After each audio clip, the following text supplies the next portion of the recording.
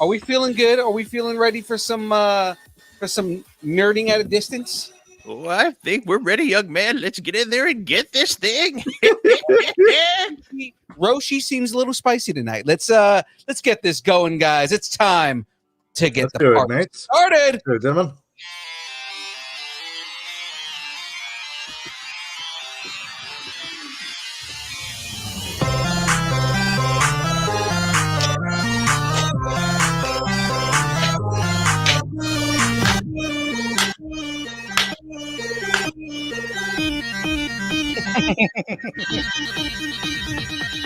Distance nerding.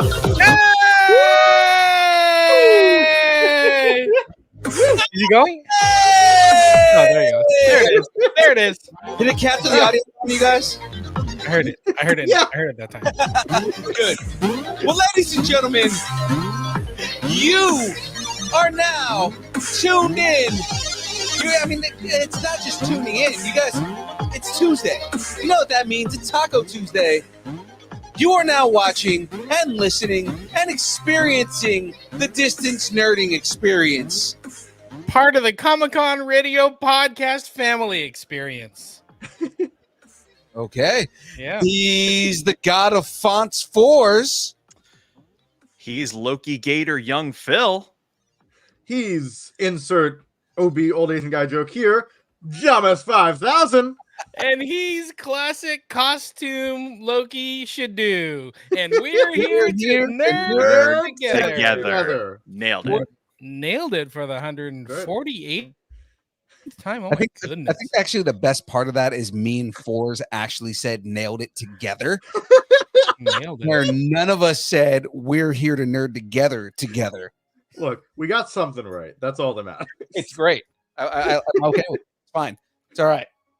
We're talking about anything pop culture, news, movies, food, music, wrestling, comics, Comic-Cons, whatever you're nerding out on, we want to talk about it. Hey guys, follow us on Instagram, Facebook, Twitter, Twitch, Threads, YouTube, Discord, all the places that exist at Distance Nerding. And of course, if you guys are interested in shooting us an email, as we do have one here tonight, email us at everyone's favorite place to email in existence. James, you want to say it?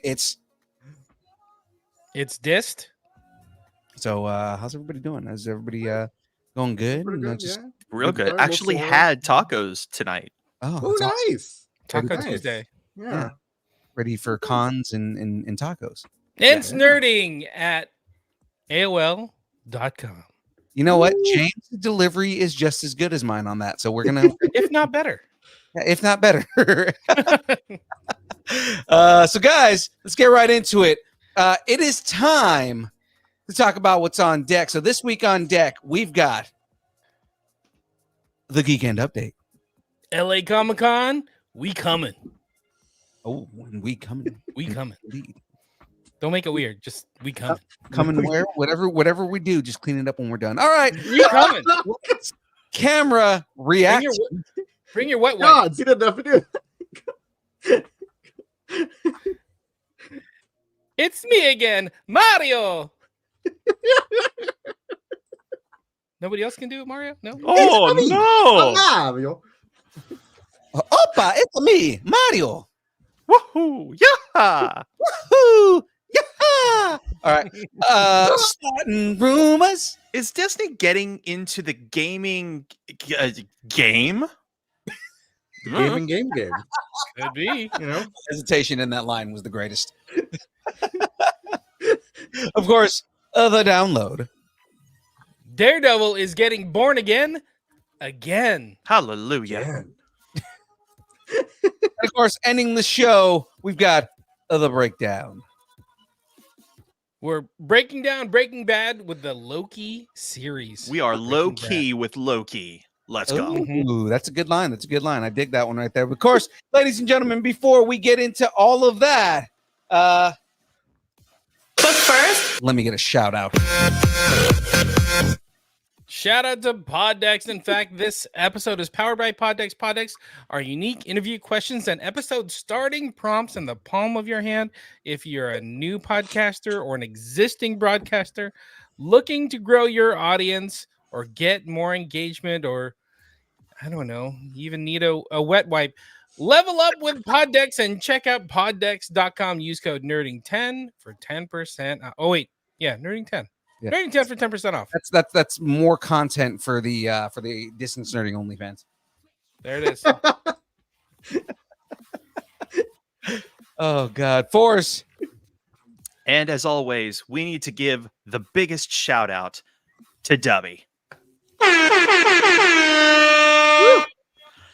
Dubby is an emerging brand of energy drinks created to help focus, concentration, reaction time with no jitters or crash. There's no maltodextrin, sugar, fillers, artificial colors, or dyes, and it's keto friendly.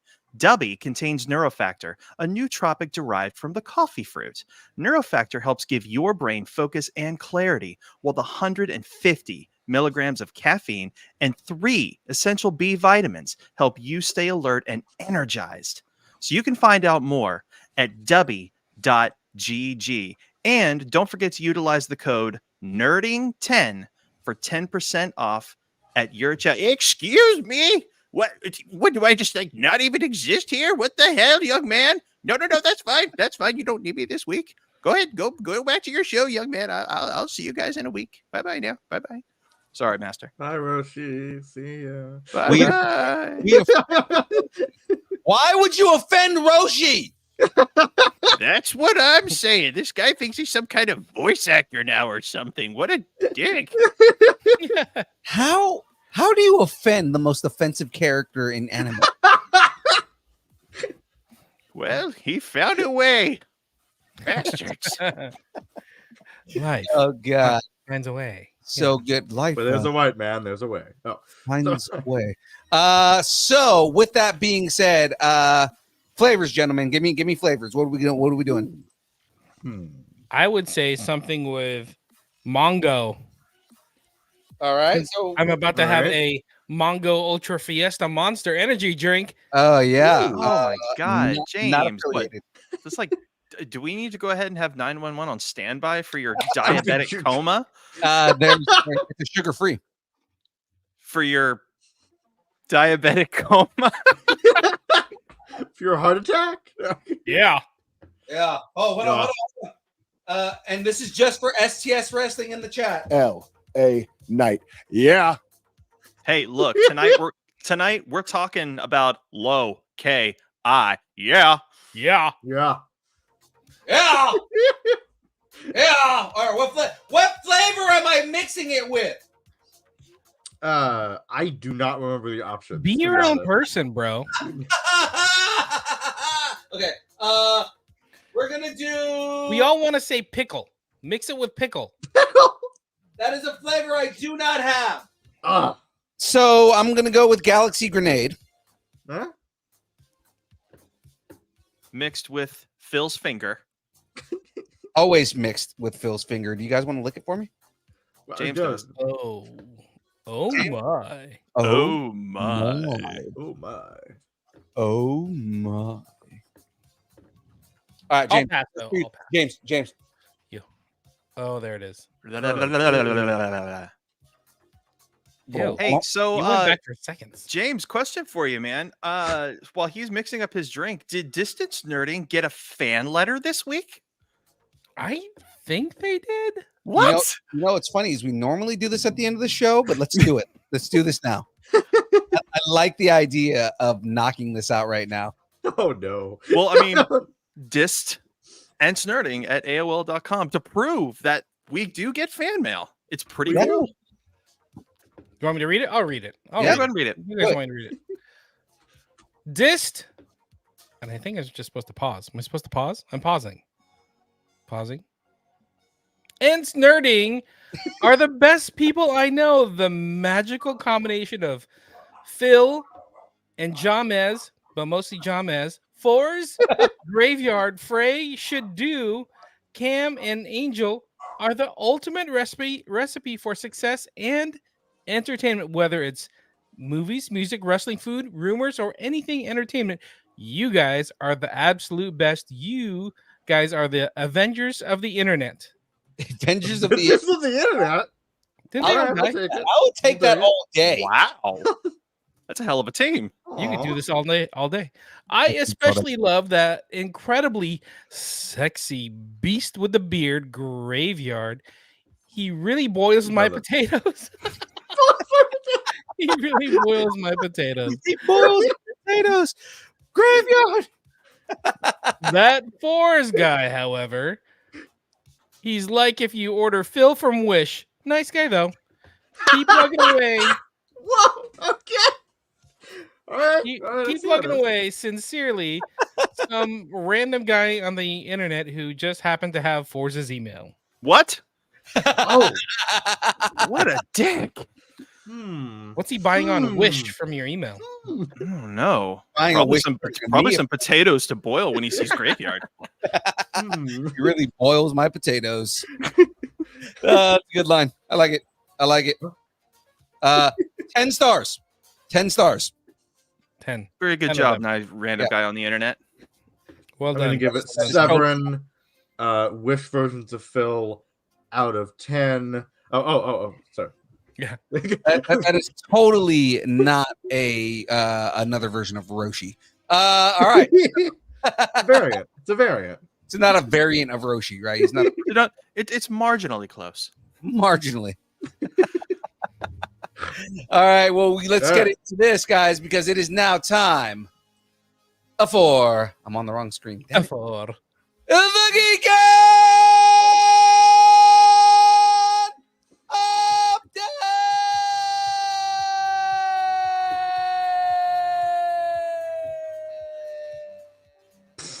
listen to Distance Nerding and our second show, a comic conversation.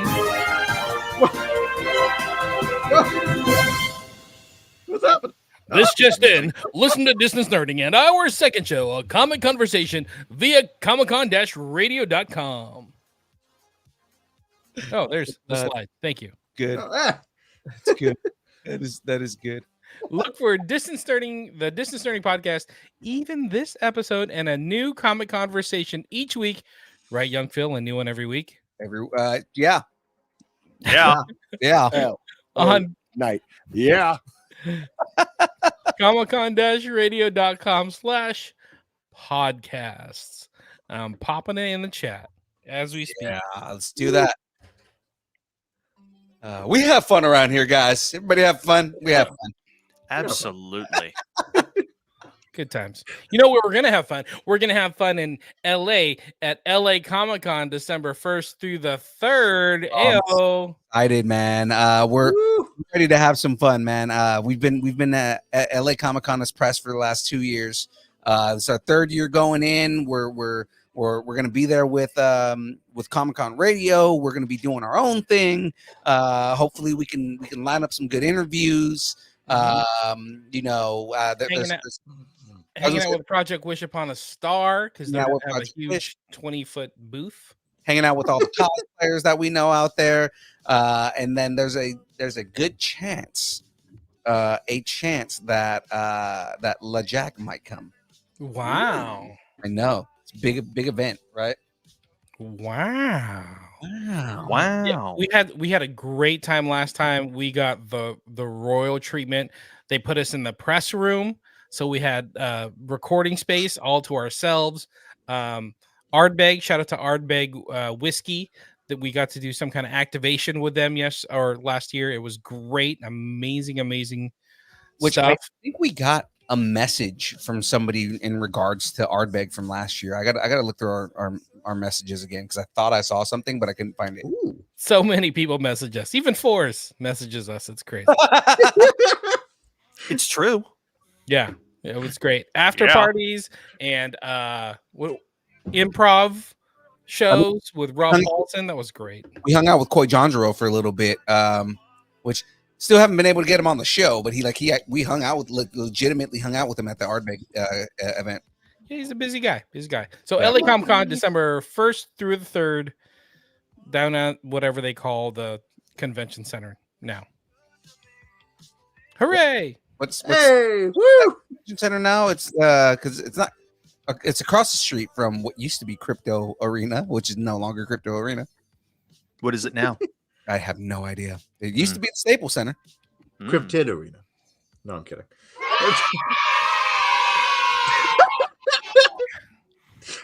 How quick crypto deserve comes and goes. Mhm. All right, let's dive into this. We do have a couple trailers. All right, well, guys, it is now time for lights, camera, reaction. Quiet on the set. Can we please have quiet on the set? All right, James, let's get a good intro on what do we got? What do we got lined up this week? What reactions are we doing? Are we doing Iron Claw first? Oh yeah, that's I'm ready for this. I don't know about you guys. I- I'm ready for this. I am super excited about this. You don't want to deal with this. I specifically didn't watch this trailer because I knew we were going to watch it on the show, and it was just like I want to be able to have a natural reaction to this because this is kind of a big deal. Just if you're a wrestling fan at all, you know this is chronicling one of the most tragic, but also a family that's considered royalty in the wrestling world. So. So the Iron Claw, which tells the dramatic and tragic story of the wrestling dynasty of the Von Erich brothers. Oh, this is so crazy. It stars Zac Efron, Jeremy Allen White, Harrison Dickinson, Holt McCallney. The film follows the rise and fall of the family dynasty of wrestlers who made a huge impact on the sport from the 1960s to the present day. As brothers had to battle inside the ring and outside, they found themselves dealing with a series of tragedies that became known as the Von Erich curse. And we get like cameos or views of like wrestlers that we know, like Ric Flair. Like I know Ric Flair's not exactly in it, but somebody playing Ric Flair is going to be in this, so it's going to be great. I'm super excited for this one. I want to see because I know how big Zac Efron got for this. But I want to see how big everyone else got. Yeah. Like to see, like, did everybody match that size? Because Zac Efron got huge. If you guys have seen the pictures of him, the dude looks swollen. He's the only that can really describe that. He's got really nice nipples too. Right there. All right, let's get this trailer. Oh, volume's off. Sorry. People said my family was cursed. Woo. I'm Okay. trying to protect us. So we see the buff. That's Zac. That's Zac Efron. Good Damn. God. He is thick. Zac Efron got massive for this movie. Like he is really, really, really big. Like some Henry Cavill level calories he had to consume. Yeah. Looking like Baki the Grappler. Yeah, as long as his upper lip looks okay, I think we're good. Yeah. Even what Jeremy Allen White, right? That's his name. From Jeremy Allen White's definitely bigger than he normally is, but he's not that much bigger. I like Zac. Zac got fucking massive, dude. Like he's so big. Yeah. Zac is like scary big right now. That's a dude that's not normally that big. I know. No, he's not a large dude by any means. So the fact that he probably had to do some dangerous training. What was interesting about this, they're all playing the Von Erich brothers, and all the Von Erich brothers are like over 6 foot. So all the actors that they ended up picking are pretty much like about a foot or a little less than a foot shorter. Yeah. Right. They are the same exact difference, like in height, that they are in that they were in real life, right? So it's kind of funny how like the height differences between them is correct, but they're also like a foot shorter than they were in real life. Mm-hmm. I'm scared, man. I'm out of control. Oh, so sad. So big, man. And I mean, it is sad because like it's just kind of like no, if you know what they went through, right? Like, I want their dad to be. If they do this story correctly, his dad is the villain. Yeah. Yeah. Because their dad was a fucking monster. Oh, look at Ric Flair. Ric Flair. I think I spotted Rocky Johnson in there too. The Rock's dad. Oh, Rocky Johnson was in this? I think I saw it was like the back when he was jumping off the top rope. It looked like Rocky Johnson. I'm gonna have to go back and rewatch the trailer. I love that. I love that we're getting, you know, these classic wrestlers. So Madness Comic Network saying I watched those guys wrestle 30 years ago in WCW. WCCW. Yeah, there you go. I think it was through like Texas and Oklahoma, that whole territory. That's where they were huge. But anyway, because it was them against the Fabulous Freebirds was like the biggest rivalry that they went through back in the day. Right, it was against the Fabulous Freebirds, which Michael Hayes. That's back when he used to wrestle. Exactly. Mhm. Exactly. I'm excited for it. Plus, it's just going to be an interesting story. So, I'll give this, I guess, 9 Zac Efron bangs out of 10 iron claws. 10 iron claws. SHDU, are you interested? It's kind of your neck of the woods, sort of. Come on, get there, man. Get there. Take your shirt off. Get there. Whoa, I'll take my shirt off. Whoa, that escalated quickly. I'm sorry. This is what happens when I drink Monster. I'm sorry. I apologize. Eric in the chat saying James is here. Shout out to Eric. James, show him your iron claw. I'm intimidated. Oh, and Eric, if you can't tell, if you can't see the shirt that I'm rocking right now, rocking that Lucharilla swag. Lucharilla, very nice. Eric is going to be featured in the Sack Geeks newsletter. He's going to be like a featured artist. So, oh, nice! Shout out to Eric. Yeah, congratulations. Nice. Okay, what do you guys think? Fourzze, SHDU, what do you guys think? Are you into this? Give me some kind of rating. It looks interesting. I do not know the story, so I'm kind of interested. I mean, you know, it's kind of historical. It's kind of fun. It's all right. I mean, let's say 8. Good God, Zac Efron. Out of 10. Yeah. Okay. Out of 10. Fourzze. Yeah. I'm gonna give this one I'm gonna give it 7 wrestling ring bells out of 10 top ropes. Oh, all right. Nice. I like it. I like that. All right. Okay. Young Phil's. I'm gonna give this 9. Fritz von Eric is evils. Out that's their dad. Out of 10 Fabulous Freebirds and Michael Hayes being played by actual wrestlers. I like it. Yeah. There we go. We'll go with that. I like it. All right, what else we got on deck? All right. So the next trailer we got going on here, guys, Is the first game trailer we've had in a while. Yeah. Woo. Actually, All right. I believe it's the first game trailer we've had since the Fourzze shaming of Tears of the Kingdom, which I completely retract.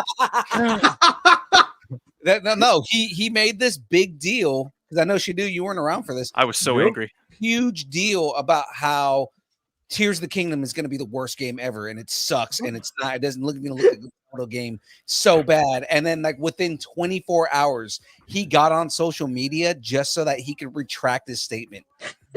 Yeah, Link got on and said, "You're gonna love me again," and I said, "Yes, sir." Yeah, he the game, like I said, within like less than 24 hours, and we posted it, so it's like in our reels. It's funny. He's like, so I played Tears of the Kingdom, and it is the best damn game I've ever played. I love it. No I shame. love it. Man. Oh, So- hold on. Eric's rating before we jump into it.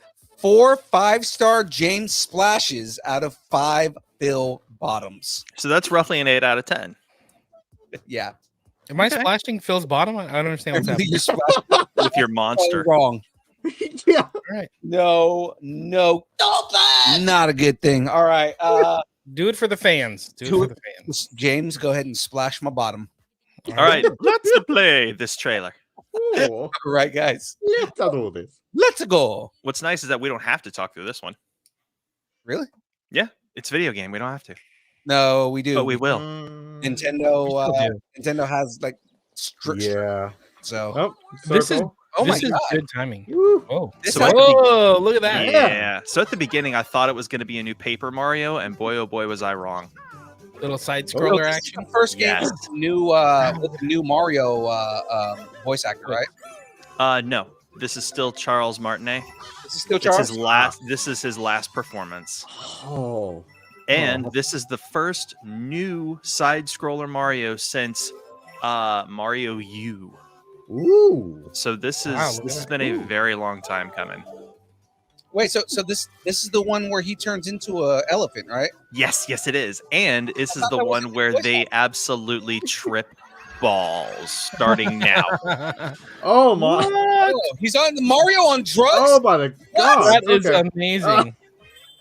They Yep. made a game about Mario on drugs. Oh my god! Oh, what is happening with that pipe? Oh my. What the? Yeah, and they gave him extra cells of What is animation. that? Yeah, this is all over the place. It's so bizarre. It is 4-player co-op over the internet and couch co-op. So How we can you get 4 players doing this? It's me on shrooms. I mean, what? What do you think was gonna happen? This is Mario- what happens when you take a shrooms for so many years.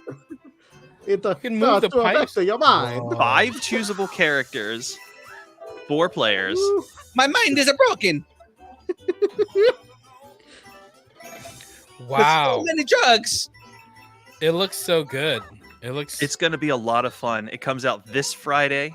Husbeard will have it. I will have it. Hopefully some folks here on this channel will have it.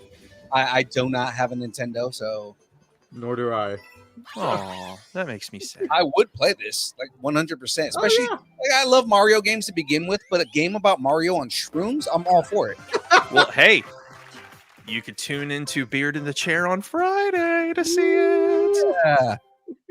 Yeah. This is exciting because not done yet.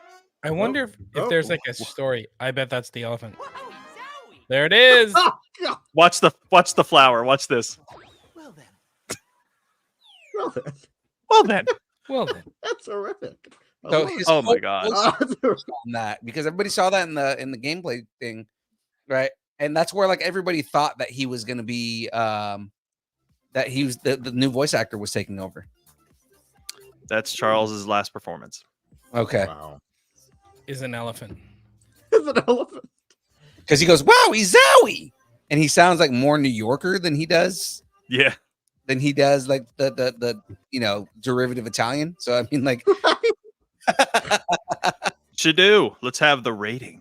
Ooh. All right. I'm going to go with 9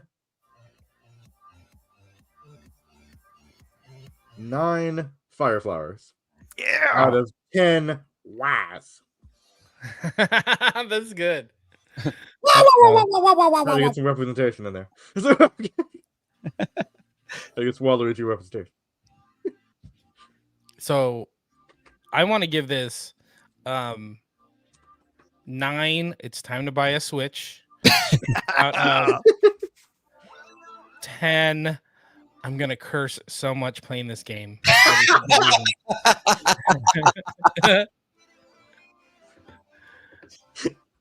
one of the power ups should be the Fiend.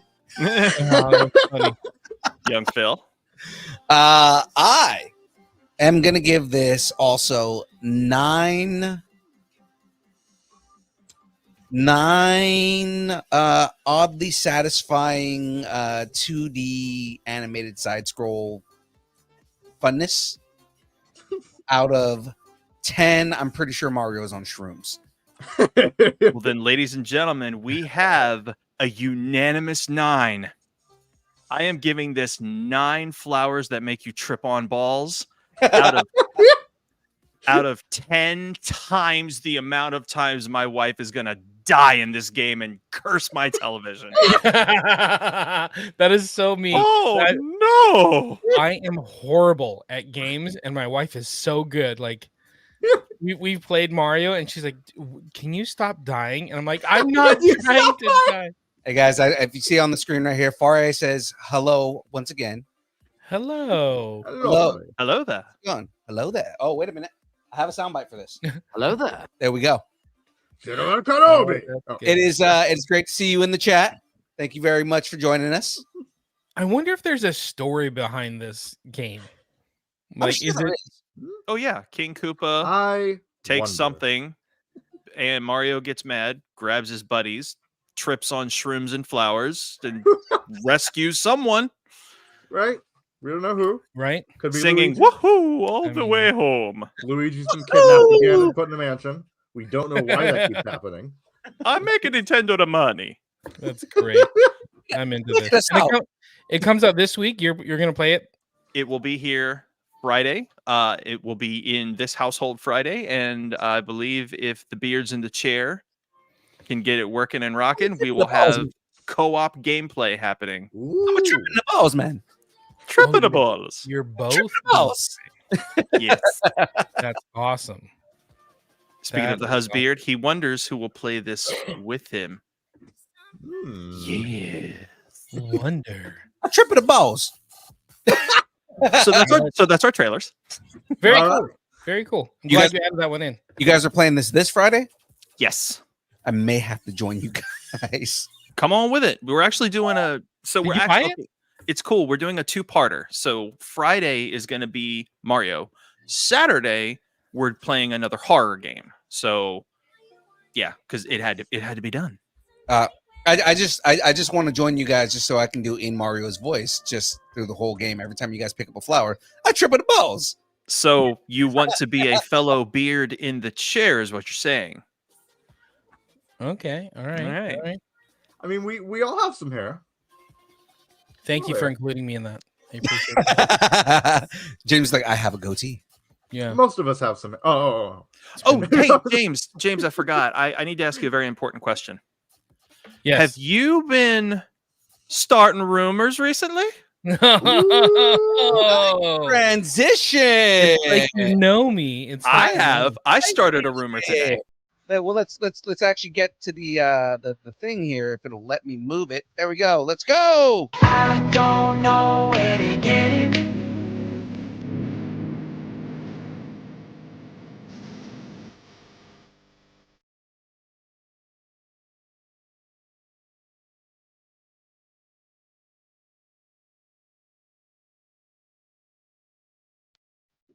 All right. A new report from Bloomberg claims that Walt Disney Company potentially has an interest in purchasing video game publisher Electronic Arts, God's help us. EA Sports.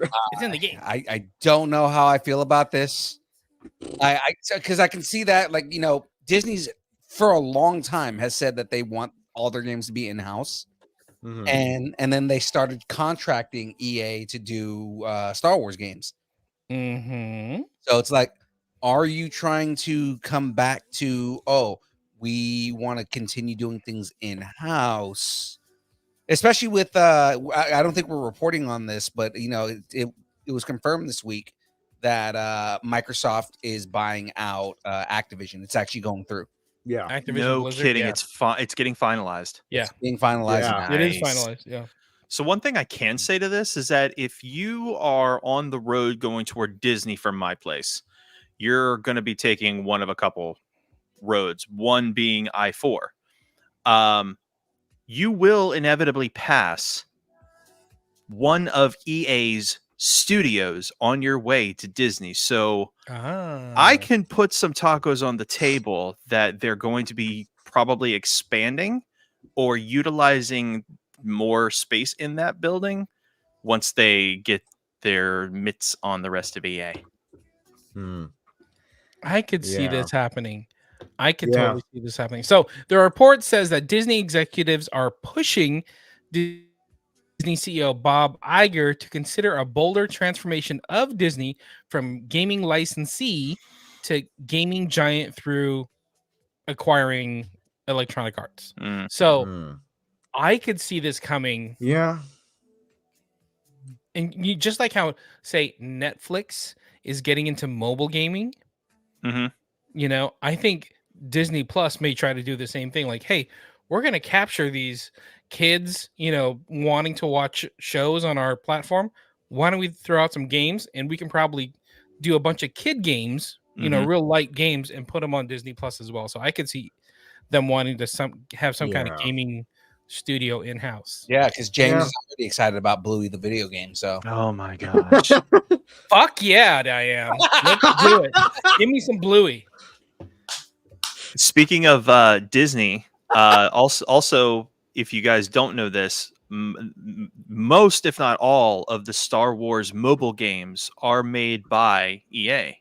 right. Yeah. So Yeah. there's that. Oh, Well, because EA is the only outside contractor that makes Star Wars games right now, and it's just Mm. mainly because Disney is really, they're really, I don't want to say big, like they're really, like their big thing right now is they only want like one studio working on their stuff. They tried to do in house, it didn't come out the way they wanted it to, and because of the success of the Jedi series of Fallen Jedi and Jedi Survivor. Mhm. You know, those games, because they originally, when they made Fallen Jedi, it was supposed to be like their last, you know, this is our last game that we're making because Disney's pulling our license, let's go all out, right? And it was so successful that Disney was like, we're not pulling the license anymore because, you know, like this game, Right. you know, it's in canon, and it's a great game, well received. right? The other Mhm. thing was because EA was kind of like, you know, because the last game they made was the reason they were getting their license pulled was because of the fighting game, or not the fighting game, but the first person shooter, Battlefront 2? Battlefront 2. Mm. And Yeah. like the main reason people didn't like Battlefront 2 wasn't because of the gameplay, it was because of the loot box system. You know, people are Yeah. just tired of loot boxes, and it's like, I pay $70 for a game, and I have to pay for in-game purchases to get characters that I want, you know, and things like that. Right. Like Vader was like an in-game purchase, and it's like that. Why? That sucks. Yeah. It's stupid. You know, so yeah, so like, you know, it kind of took a downturn. Disney was like, okay, well, it's not working out, so we're gonna pull your license after your next game. And EA was like, okay, well, let's do a game that doesn't need to be online. Let's focus on the story. Make it a solo story game that doesn't have online play or anything like that. That way, we don't have to deal with loot boxes. And we'll this is what we're gonna do for this game. And it changed the whole game because they made Assassin's Creed with Star Wars characters. Like, come on. Yeah. You know, so it's you know, it was because of the success of that. Now it looks like Disney is not only, because they renewed the license and they've been making Star Wars games. It looks like Disney is just like, okay, well, now you know what, let's buy it. So where are your tacos? Oh, they're on the table, I think. Mhm. Yeah. My It makes sense. delicious spicy chicken street tacos are on the table. Oh, very nice. Ooh. Very nice. My Disney churro tacos are definitely filled with turkey leg is definitely Ooh. on the table for that. What taco truck are you guys buying from? It sounds God, I delicious. know. That's a taco truck that is specifically in Disneyland itself. Right. Mm. That's what he's Okay. going off of. So on YouTube, I want to say it's pronounced Fare. Let's say all right. Fare? It looks like Faude. Fare. Faude. It's almost like my last name. Does not know how to feel about corporate conglomerates stifling independent studios from creativity. That's a good point. I'm with you on that, and Yeah. everybody knows I'm staunchly like very anti-corporate in a lot of ways. Yep. So I mean, you know, I understand where you're going with what's on that. EA is already a giant conglomerate to begin with when it comes to gaming. You know, along with like your Ubisoft and your Activision and things like that, right? So I mean, you know, these studios are already, you know, too big for their britches. Disney is just basically swallowing a giant company so that they can continue stuff. The question is, the question here is, with when it comes to like, because EA's biggest cash market is gaming games. So when I say gaming games, I mean like, you know, like football, basketball, you know, like EA Sports, right? EA Sports, it's in the game. Like sports games. A lot of the reason that licensing can't work with some of the sports games is because ESPN owns a lot of the licenses and they refuse to put them in. If Disney buys EA, correct, every license that's out there is given to them at that point because Disney owns, you know, ESPN. It's incredibly advantageous for both, which is again why I think this is completely true. Yeah, I see a lot of plus for EA to be bought out by Disney, and then Disney is just going to exploit it like they do everything else. So yeah, the monopolization, the monopolization is the monopolization is depressing to say the least. But again, just I think it's inevitable. Disney has to eat up all the companies. Disney company needs it all. We need all of them. In like 50 years, it'll be Blade Runner, but Disney. Yeah. I'm just saying. Happy 100 to me. Speaking of Disney smash, talk to me. Earlier this year, Marvel Studios regained the rights to the Incredible Hulk from Universal Pictures, who had held the rights to the Marvel character for years.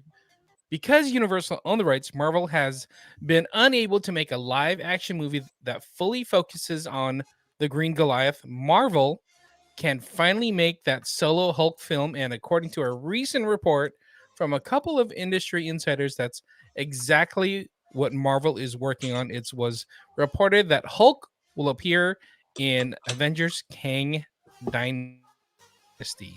He's got to appear in that. Come on now. Oh, yeah. Do you think we're getting a Hulk movie, a Hulk-focused movie? Yeah, I think it's been a while. And it almost feels like because of what the events of the end of She-Hulk, it makes sense. Oh, yeah, it has to be. Yeah, I mean, it makes sense that not necessarily World War Hulk, but they may be going because Ragnarok had elements of Planet Hulk in it. I think they're going to go back and revisit the Planet Hulk storyline. Right. Yeah. I mean, he's got a son. Yeah. Well, I mean, he has a son in Planet Hulk, and then the whole, like the whole premise of World War Hulk is because the Illuminati essentially destroys the planet that he's on. I'm trying to remember the name of it. It's the one that he's in Ragnarok. Oh, not important. Keep going. Yeah. Okay. Yeah. So anyway, the Illuminati essentially destroy the planet and in the process kill his wife and his son. And he goes nuts and comes back to Earth and destroys everything. Whew. So, Injustice Superman style. Yeah. So it makes sense for them to do that. And if you think about it, he's like the last, of the original Avengers that's left. It's like everybody else is pretty much gone. I mean, maybe Thor. Maybe they get Thor one more time. But they're kind of saving him for Thor. What that? Thor 4? Thor 4? 5. Thor 5? Jesus. Yeah. Whatever redeems that tragedy that happened last time. Moving on. Okay. I did not hate that movie. I mean, I didn't either. I didn't hate it as much as because again, I'm still not a big fan of Dark World, but with all the context they gave Dark World, it made it a better movie. But Dark World is still not that good of a movie. No. So, by the way, Sakaar, yes. It's the plan. Nice comeback, SHDU. Thank you Thank for you. being a professional. I was all move along. Oh, we don't have Frey here. I have to make up for it. I appreciate it. Tacos on the table. Are we getting a new Hulk movie? Yeah. Yes. Tacos on the table 100%. My lettuce and guacamole hard shell tacos are indeed on the table. Oh man, this table is filled with tacos. Hard shell zucchini. There's like a zucchini. Are you having a Kinda- vegetarian taco? I'm doing a green taco. Mm. Oh, I see what he's doing here. Like St. Patrick's Day. Mm. Oh, no. Green like the Hulk. Oh, sorry. My bad. You mind if I grab this next one? Grab Dark it. World. No. So on. Okay, so the Dark World was the second one. It's Thor the Dark World, Thor Ragnarok, Thor Love and Thunder. Love and Does Thunder. that have to get the record straight here? He's right, you Okay. know. Everybody's tacos on the table. Let's get to the next story. So in video game rumors, Yeah. Nintendo's new console is supposedly reported to have 2 tiers. So with all eyes looking to Nintendo in 2024 for the upcoming Super Switch or Switch 2, whatever it's going to be called, this game giant might be following an example of its competitors. So according to one of these leakers, the new console is going to be released with 2 versions. There will be a digital-only Switch priced at $400, $399, and a cartridge version priced at $449. Now, this could mean some pretty bad news for anyone who has a larger physical game collection for their Switch currently, as opposed to digital. Interesting. Thoughts? Wait, what does this mean? So basically what they're saying is it's a high likelihood that the new Nintendo is going to follow suit like the PlayStation and Xbox and release a digital only version and a physical version that you could get digital and physical. So basically you could use your Switch cartridges. Gotcha. Okay. I 100% believe that they're going to do this.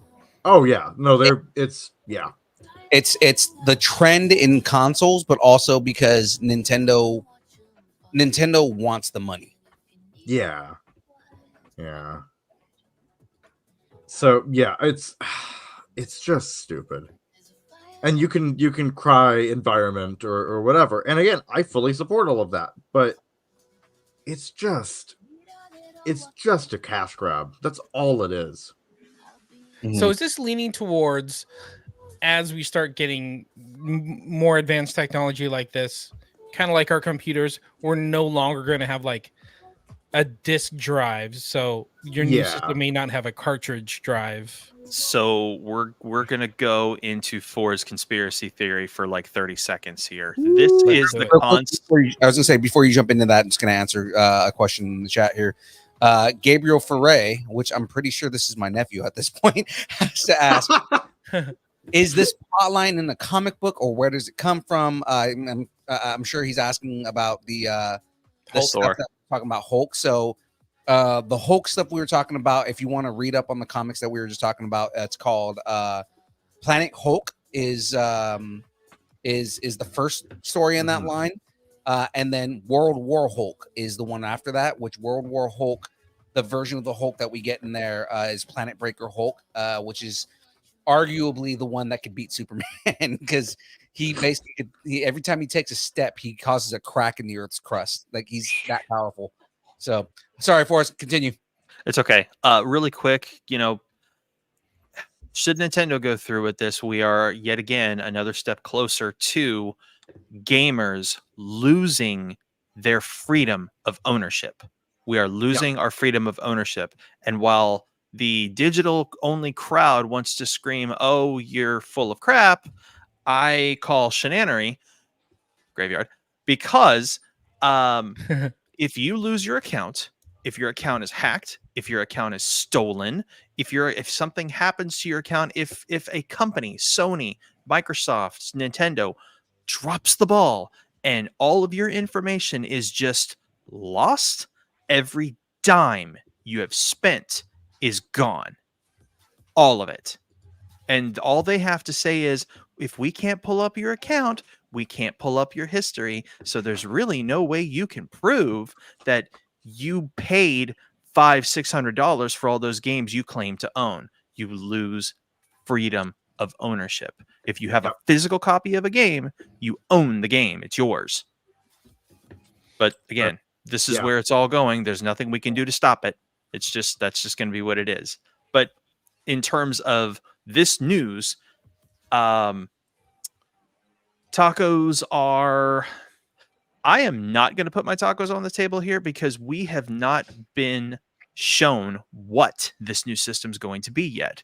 Yeah. Nobody has confirmed or denied or anything. There's no information on this system. We don't even know if it's an upgraded Switch. It could be a brand ass new dock that does literally everything, and you can put your old Switch in it and still play games at a much, much higher res. We don't know. And everyone's like, nah, it's just going to be a beefed up tablet that's going to compete with this, with the Steam Deck. It might be, or it might not. We don't know. So we don't know. We don't know. Have enough so information tacos are on that. off the table until I have more information. I think because the thing is again, Nintendo has not been doing well sales wise in the last couple of years. They've been let me. No. But I mean, because it's weird because they're like still the number one selling console, but like just I think it's because of their price point. Nintendo has almost outsold PS2. Like I said, the PS2, yeah, nobody. PS2 is the highest selling console in the history of mankind. Like I said, the thing is that they sell a lot, but like God, what was his name? He got fired a couple of years ago. The CEO, Reggie Fils-Aimé. Yeah, he was talking about how like no matter how many that they no matter how many consoles that they sell, they're still not making a profit, and that's why he had to step down. And like the whole thing is like they have a lower price point, so I mean like that's kind of one of their things is I think that, and also in the last couple of years they've been pushing for digital like kind of hard, like moving in that direction. I think that I think executives are greedy enough that they're going to do this because it's like, you know, but the thing is that a $50 difference between the consoles is more affordable than what PlayStation and Xbox are doing, because PlayStation and Xbox are charging like $100 to $150 just to take off a drive and put a smaller hard drive in it. Correct. Right. Yeah. You know, and make it lower res. You know what I mean? So that's I see this being a thing just because one, executive assholes, two, it actually is something where you can cater to the digital market as well as cater to the physical media market, right? So like guys like you, $450 is about what you're paying for a console right now anyways. Right? Get it, $50 less for a digital model, but I mean you are getting less for the digital model. So I mean, guys, people are going to complain, you know, if the idea is when they come out with a new console that they're going to do a 2-tier system like everybody else. 100% believe that they're going to do that because they're going to look at it like this is a smart model. We're going to do this. Well, if you compare it to say like streaming, when was the last time you bought like a Blu-ray or a DVD or a 4K Ultra or whatever? Like I don't buy media anymore. I just use my streaming platform and hopefully it has what I want. Yeah. I agree with Forza's conspiracy and all that I think we are certainly moving in that direction. So, and it again, it's distressing, but it's all for money. It's all greed. So it's just, it's stupid. So let me answer Fourzze's question here quickly. Yeah. And his question was, isn't there another way to own media analog that isn't in a disk drive? Yes, and it's grossly illegal, and it's called pirating. And a lot of retro people. You don't own that though. You don't own that. Right. Right. But technically, you do not own. Yeah. Right. I mean, there's no ownership, but I mean, do they have access to it? Yes. Yeah. So I mean, again, did That's Bob really own all the gold he stole? We don't know. we are not. We here on Distance Nerding do not advocate these actions. We Right. do We're not going to tell you to go to Pirate Bay. I'm sorry, to P. Well, No, but Pirate Bay still exists. But I mean, like, no, but I mean, that's the reason why so many consoles do DRM now. That's why digital rights management is a thing, because it makes it so that you put.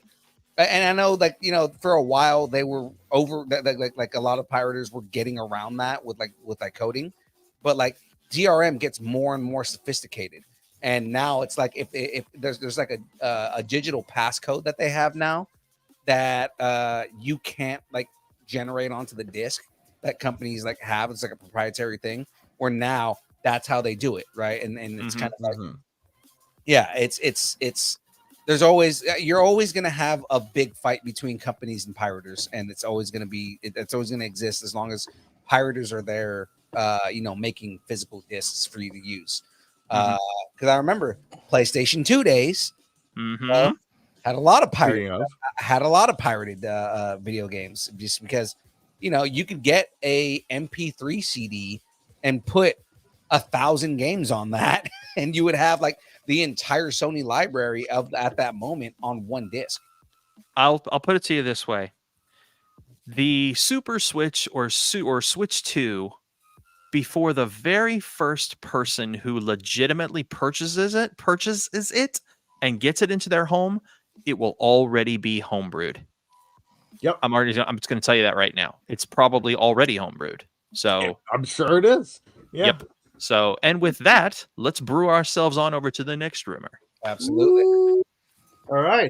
There's been a lot of talk for some time about Jason Momoa being cast as Lobo. However, it was pointed out in a recent report regarding Momoa not coming back to the role of Aquaman after the upcoming sequel that he was instead in talks to play Lobo. Yeah. Woo. What do you guys think? Yeah. Oh, 100%. My tacos are on the table. Oh, yeah. Man, my burritos are on the table. Yeah. Not only has Jason Momoa specifically talked about this, like in interviews, and posted like really cryptic things about Lobo, and James Gunn on the X, formerly known as Twitter. I think I 100% believe that he's going to be Lobo. Yeah. And I actually do love this rumor, that like the added rumor on this. If you want to jump on that next line. The report claims that the character could be a part of James Gunn's Superman Legacy movie coming in 2025. Expect announcement in February of 2024. If the main man is in Superman Legacy, I will shit myself. Do not go see this movie with young Phil. Waddle my way out and drop the turd right in front of me. No, but I mean, pause the movie. Why does it smell like shit? Okay, but I mean, no. I love the idea. Jason Momoa, I've said this on multiple shows, is the perfect dude to play Lobo. I don't think anybody is more suited to play Lobo than Jason Momoa. Correct. Do you think we need some kind of cooling off period, between whatever version of the DCU we had going into the next version, especially with him being Lobo? No, we don't. I'm going to tell you why. It's called the writer's strike. We've waited long enough. Done waiting. Time for some entertainment. Let's go. Let's get this. Do it. I like that. That's a good point. I like it. Yeah. All right. Tacos on the table. My normal. They're soft tacos. They're street tacos. They're normal, except for they're really, really wet. Oh, like somebody has dropped them in some water. It's weird, but they are indeed on the table. The tortilla's falling apart. I'm falling apart. Yeah. I'm gonna go with the SHDU method of taco making, and say that my pineapple and Kahlua pork tacos are definitely on the table here. I like it. James? I like it. Come on, guys. It's fish tacos, guys. Oh Come on. yeah, Oh, It's right there. Ugh. it is The right. problem is I don't like You're gonna- fish tacos, so I You're don't gonna eat think fish about tacos. My And you're gonna talk to those fish tacos. Go ahead, Ford. my Doritos Locos Nachos are on the table. Oh, okay. Is that a All thing? right. Oh, it's a thing. It was Oh tonight. yeah, that's a thing. Doritos. He Locos understands. Nachos. Oh, I get it. Oh no, I gotcha. My Wait, man- that's a thing at Taco Bell right now. Doritos Locos. Yep. No, it's a home brew. See what I did? Oh, okay. But yes, Okay. they are selling the shells that are like that. yes, Ah, I did see those. Yeah. okay. All right. All My right. man, I give this a my man and a okay. Goofy, are you so, falling off a cliff again? No, if you guys have watched any films with Jason Momoa as Aquaman, he goes full Samoan and just I gotta go off mic when I do that. All right. I think that was our last rumor. Unless It any more was. tacos. Anybody got more wet tacos? I don't know. Octopus tacos? Maybe no. Octopus taco. Octopus puffs. Gabriel Orbain Fare Gabriel would like to say Momoa killed it as Duncan Idaho in Dune, which I 100% agree. Agreed. Also, Aquaman took some interesting creative liberties for a DC film. They did, and it was fun. I mean, as different as Arthur Curry was in that, he was a fun character. Yeah. So, I agree. so guys, that is it for rumors. Let's move into the meat of the show. Sweet. You get your meat. I'm gonna go get my tea, and I'll be right with you. It is now time.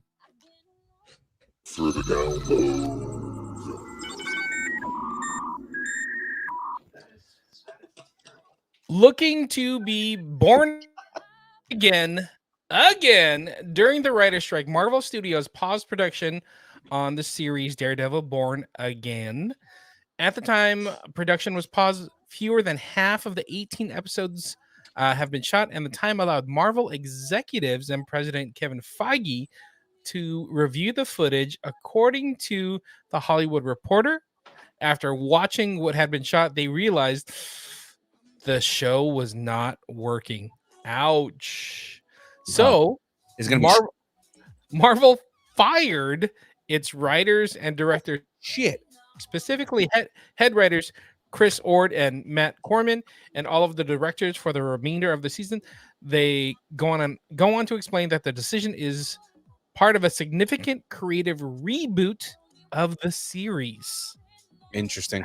Yeah. So they went on to say that inside sources say that the Corman and Ord crafted legal procedural that did not resemble the Netflix version, known for its action and violence and, that sort of thing.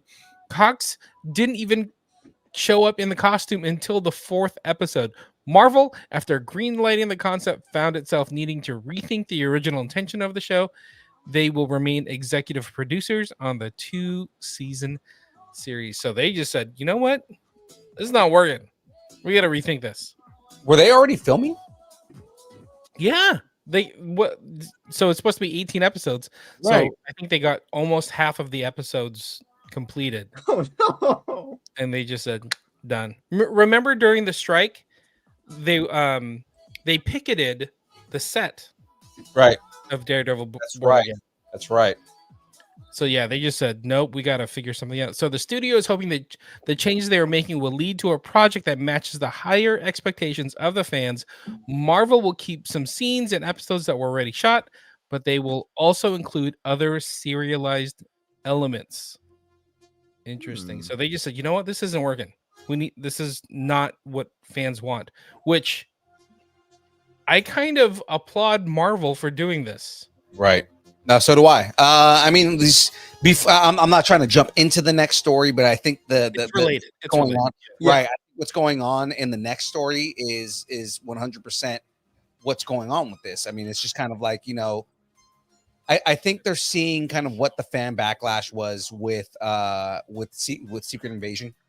You know, it's kind of it's one thing, like, you know, you guys want to do something like creatively different, which I'm not always opposed to, but when you do something that is completely off the rail, you name it after a certain book and it has no elements from that book aside from there's an invasion from the scroll, right? But you guys don't really get into the things that are that make that comic, right?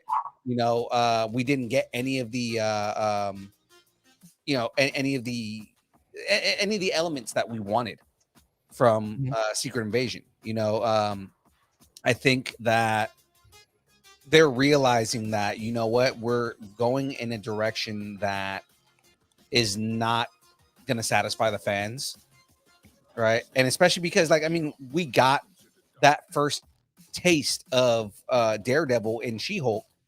It's like, why start off the series with 4 episodes of procedural and no Daredevil whatsoever?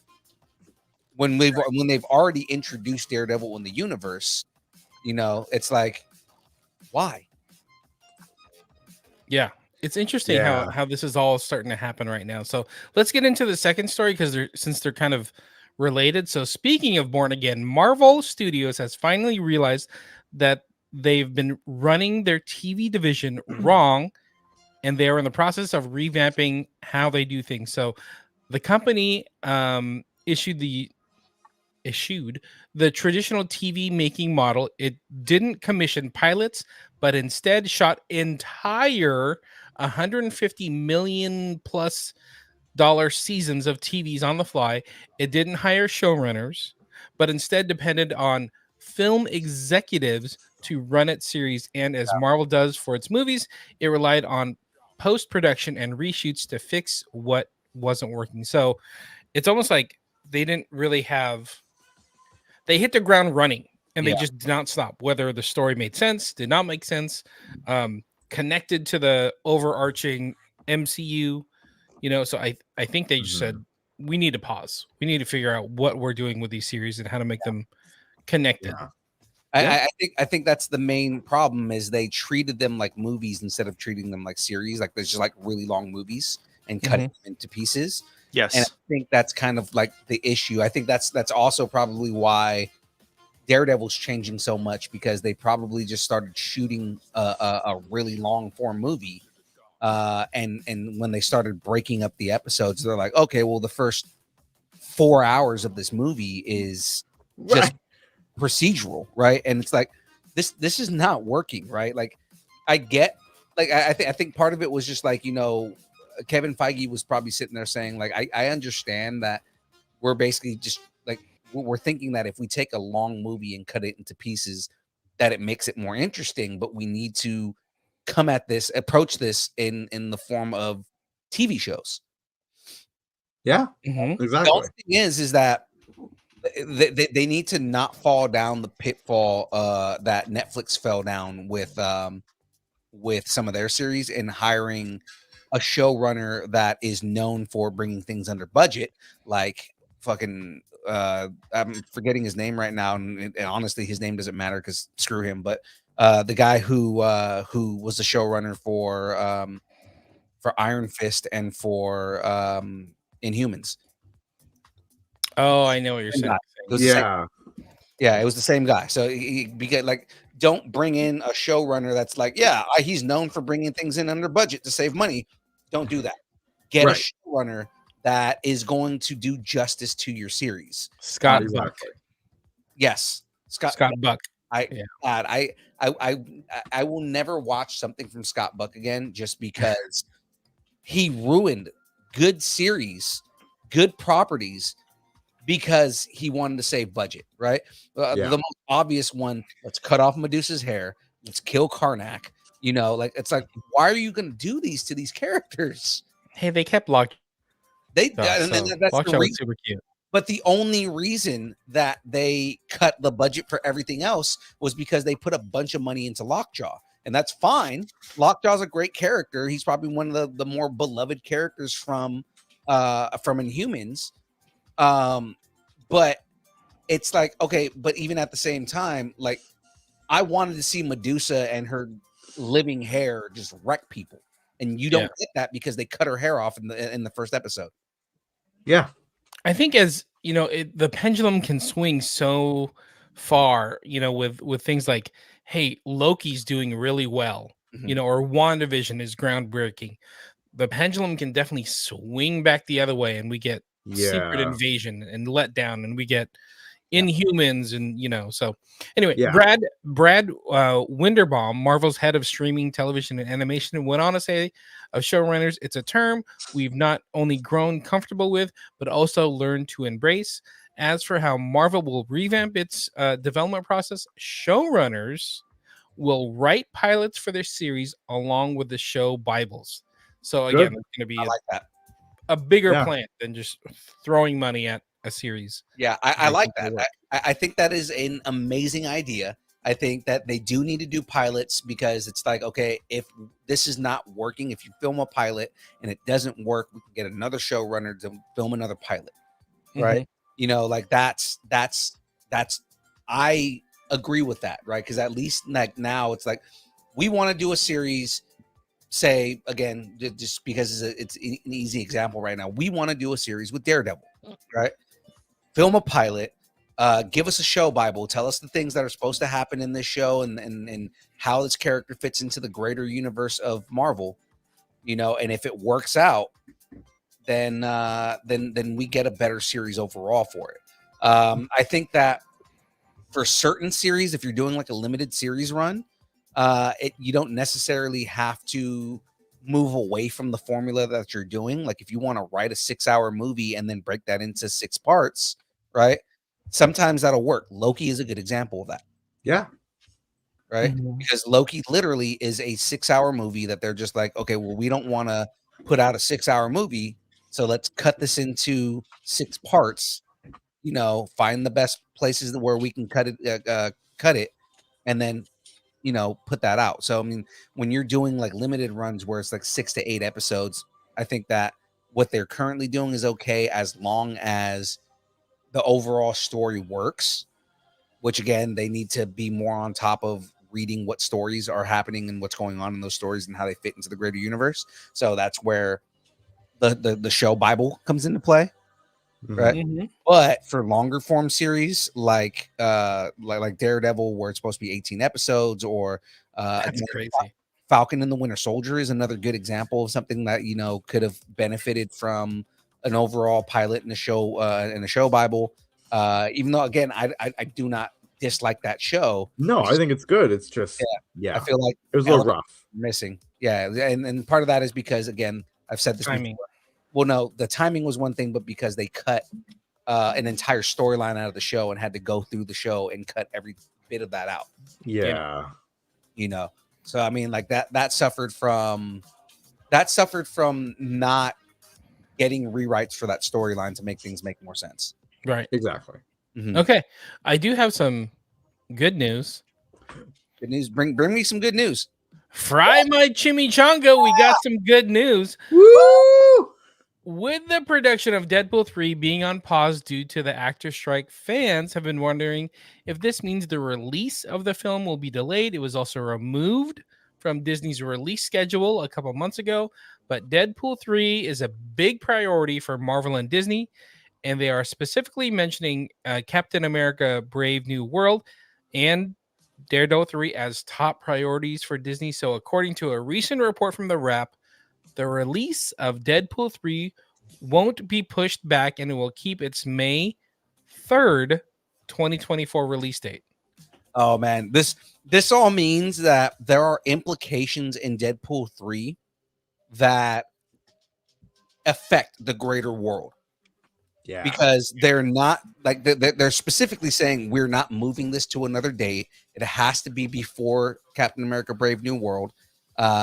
Which if they're specifically saying it needs to be in this section of the world, means they're probably introducing a character or multiple characters that are going to show up in Brave New World. Or even on that, like again, my prediction for Loki is that Deadpool or some kind of character that's going to be in the Deadpool movie is going to show up by the end of Loki. So I mean, especially with the way the TVA is playing a role in Deadpool, and this is the main show that the TVA is a part of. I 100% believe that there is a greater implication in Deadpool 3 than anybody knows. Mm-hmm. Yeah. All right. Great. this is amazing. I'm excited for this, but I'm a little nervous because we're like 6-7 months away from the actual release date. Yeah. And we still have the actor strike going. So, I mean, either they're really far down the pipe with production, right? And they just haven't said where they are. But maybe there's a couple reshoots they have to do, so they haven't been able to do anything. But 7 months away, they're in post. Yeah, exactly. Like what's happening with this film? So, I mean, fingers crossed. May 3rd is not that far away. Right. Yeah. All right.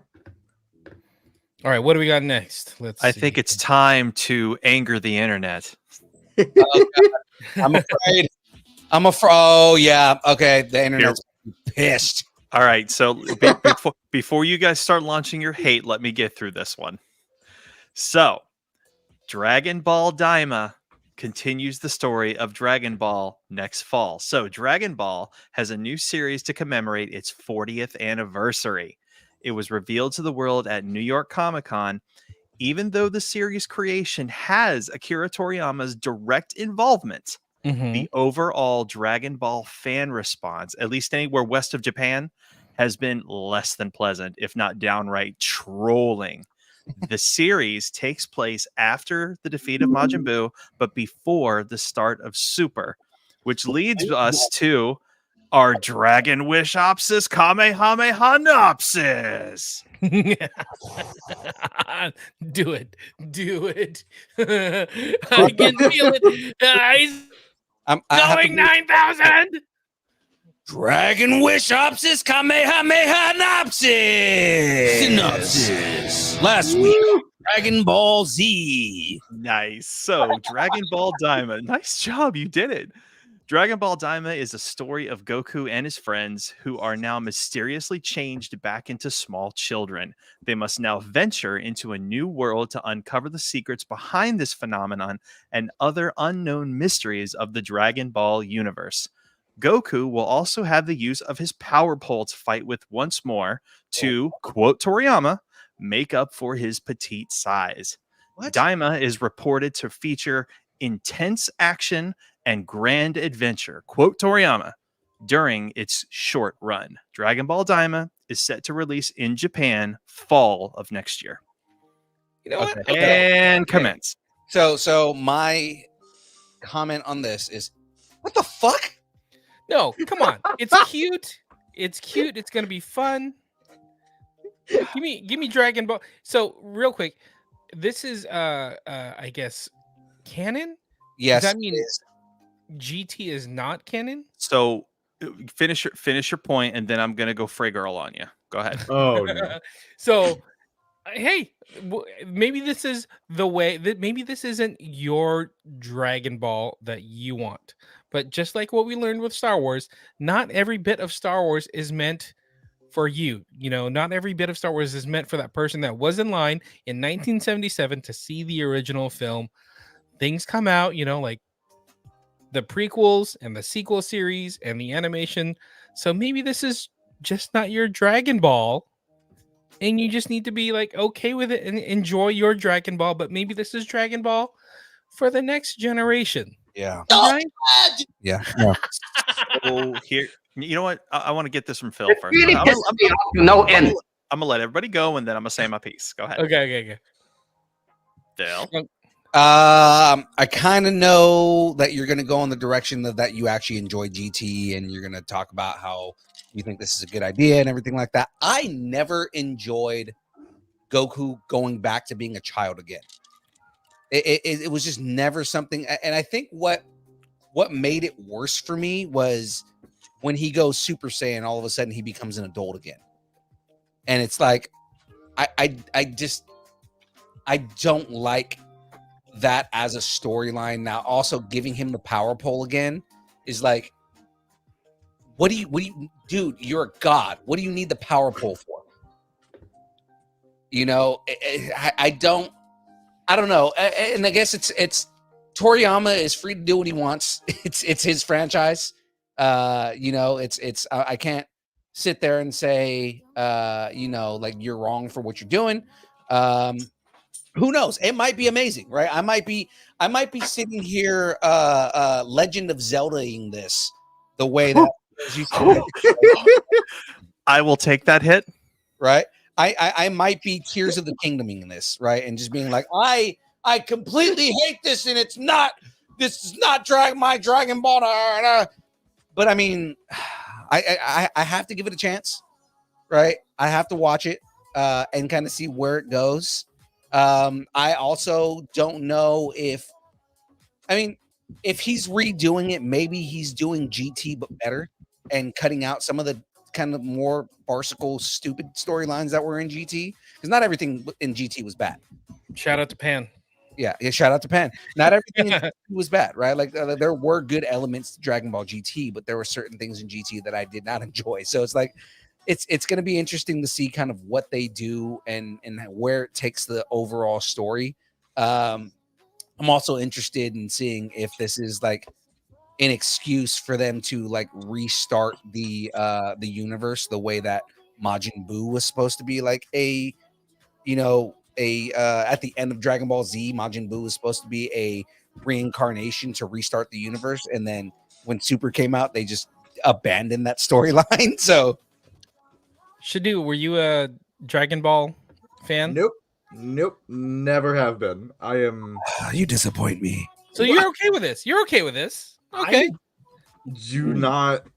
I have no context for what in the God's name is going on here. So you're glass half full, and you're okay with this. That's good. To be fair, I'm always whatever. I hope that everybody's wrong, and this is good, and you guys enjoy it. Okay, Fourzze. All right, I'm gonna say my piece here. So you got to remember, this is Akira Toriyama. Okay, Akira Toriyama is going to do what he wants to do. This is his story, and history has shown us, including interviews with the man, Toriyama, the more serious a story gets, the more he hates it. While everybody's favorite arc was the androids in Cell because it was just so filled with serious, fighting and people dying and all this stuff, and there really weren't any funny moments. So Toriyama hated that season the most. Toriyama started silly. It stayed silly throughout the beginning of Z. It went back to silly through Majin Buu, and it was kind of, then there were a lot of silly filler elements in Super. This is simply going to tell us the story. It's like a filler story, but it's also going to tell us, for you Dragon Ball fans, why at the beginning of Super, Emperor Pilaf and Mai and Shu are still children. This is that story. They're not going to turn back into adults after Daima. Daima is going to be a 15-episode series of them being shrunk to kids. They're going to have an adventure. They're going to come back, and then Super's going to start. This is a bridge between. It's a prequel. Yes, it's a bridge between Z and Super. Now, this is the part that's going to make everybody mad. The Western culture, meaning anything west of Japan, has changed Dragon Ball into a power level dick measuring contest. Dragon Ball was never supposed to be a power level dick measuring contest, but unfortunately, Western culture, I'm looking at you, America, Western culture has done that, and you suck for it, because you're taking your elitism, and you're taking your I want Moro and granola, and you're throwing this at the creator of what you love so much. Not knowing that if he just wants to put his pen down and abandon his project, he can. Which he did for a long time. Because couldn't find his pen. Y'all want to throw a great big fat trolling, pissing contest because, oh my God, you're not going to get Black Frieza and Ultra Ego Vegeta. You know what? Shut up. Get over it. Because Dragon Ball was not made to measure dicks with power levels. I'm sorry, Western culture. I'm sorry, America. That ain't how Toriyama works. Toriyama is about mystical adventures. And that's what this is going to be, a mystical adventure with energy and ki and magic and fun and fighting and really cool animation. If you look at the screen, this is not Dragon Ball from 1994 when they fought Boo and everything was all serious. Right. It ain't that anymore. So y'all need to stop. Not you guys on the screen, but I'm like, everybody who doesn't live in Japan, shut the hell up and stop complaining about this. So this is only 15 episodes? Yeah. Or 15? Yeah, it's going to be about 15 episodes. And you know what's going to be funny? I will laugh my ass off if Toriyama goes ahead and flips the script and gives everybody what they want anyway. As soon as this is over, boom, he'll release the end of Super, and then everybody will be happy. I'm sure Toriyama agrees that Superman would beat the living Jesus out of Goku. Oh, yeah, and that's another thing that apparently has entered into Dragon Ball canon. So you remember how you told me Superman has no limits? Yeah. It has now been shown that Saiyan DNA has no limits. So the more they get beat up, the stronger they get. And they just it's like the Hulk. The angrier he gets and he has no cap, Saiyans have no power cap now. So it's like a rock and a hard place. And again, it's that westernized crap. It's like, oh, nobody could be good. Shut up. Stop it. Hold on. Is that Toriyama official, or is that something that Western audiences have? That's out of Japan, and the Western audience is eating it up. Got it. Okay. So, and yes, we all know it comes from Song Wukong. Yeah. Yeah, that's a given, but yeah. I mean, the whole character was a play on Sun Wukong, but I mean, like it became a completely different thing after that. So a power level dick measuring contest. Yes. This feels like just a pocket of the Dragon Ball universe. Maybe it's like a cash grab. Like, let's make some fun toys, and then we'll get back to the other stuff. Especially if it's set in between existing, storylines. It feels like it's just like, hey, this is a little bit of filler. It's a bridge. It's a literal bridge. What just sucks to look at is that I understand there being some criticism to creators. I mean, we criticize DC and Marvel all the time. Yeah. But this is just blatant disrespect. Toriyama's never in the history of ever caught this much hate for anything he's ever created. And honestly, Toriyama probably doesn't care. I mean, oh, he doesn't, because he's literally laughing his way to the bank. Yeah, because people still buy it up. The fact of the matter is that no matter how many people hate this or say they're not going to watch it, they will all watch it. Oh yeah, absolutely. It's the same. It's the same crowd that sits there and talks about how much they hate Kevin Smith's take on He-Man, but they all watched He-Man over and over and over again. You know, like I'm on the other side. I love that version of He-Man. I think Revelation that was a fun watch. Yeah, I think it is an amazing show, and I can't wait for the next season. It looks so much cooler. We haven't watched it on the show yet, but James posted it a while back in the Nerdington post, and like the scene of He-Man fighting that version of Skeletor and his dad showing up in power armor was so dope. Back to Dragon Ball. Yeah, but you know what? Anyway. Here's the bottom line. Hey everybody, guess what? We get new Dragon Ball next. Yeah. There you go. Glass half full. Next time on Dragon Ball Z. We got more anime to talk about as well. Yeah. Get into it. G Kids has announced the impressive English voice cast for Hayao Miyazaki's upcoming anime feature, The Boy and the Heron. The cast includes, this is crazy, Christian Bale, Dave Bautista, Gemma Chan, Willem Dafoe, Karen Fukuhara from The Boys. Yeah. Mark Hamill, Robert Pattinson, and Florence Pugh. Holy shit, man. Like this cast is intense. Yeah. Okay, Studio Ghibli, please. That's what this is, isn't it? Yeah, it is. No, it is. It's Hayao Miyazaki. Hayao Miyazaki. Every film Hayao Miyazaki makes is Studio Ghibli. Oh my gosh. We have a Boyopsis Heron synopsis. Boyopsis Heron synopsis. Lazy. Lazy. Through encounters with his friends and uncle, the story follows a teenage boy's psychological development. He enters a magical world with a talking gray heron after finding an abandoned tower in his new town. Interesting. Okay. All right. Cool. I'm in. Sounds good. Studio Ghibli's The Boy and the Heron will land in cinemas nationwide on December 8th in both original Japanese and English language versions. That's interesting that they're releasing them both at the same time in their respective languages. Mm-hmm. If it wasn't padded with celebrities, it wouldn't be. Just gonna put that out there. Right. Yeah. It is a pretty big cast, though. It's a major cast. William Dafoe, come on. Yeah, no, William. I mean, it's not like it's Willem Dafoe's first foray into anime.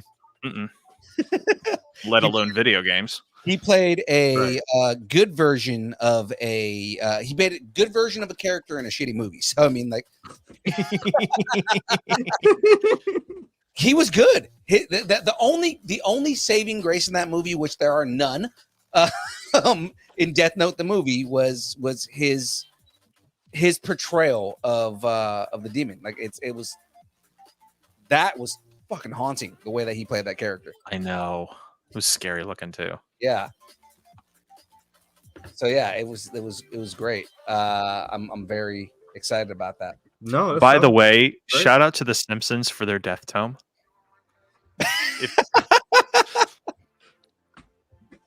Good on you, Disney. Because remember, Disney owns that, so they can do what they want now. I know, and I thought it was very brilliant how they did that.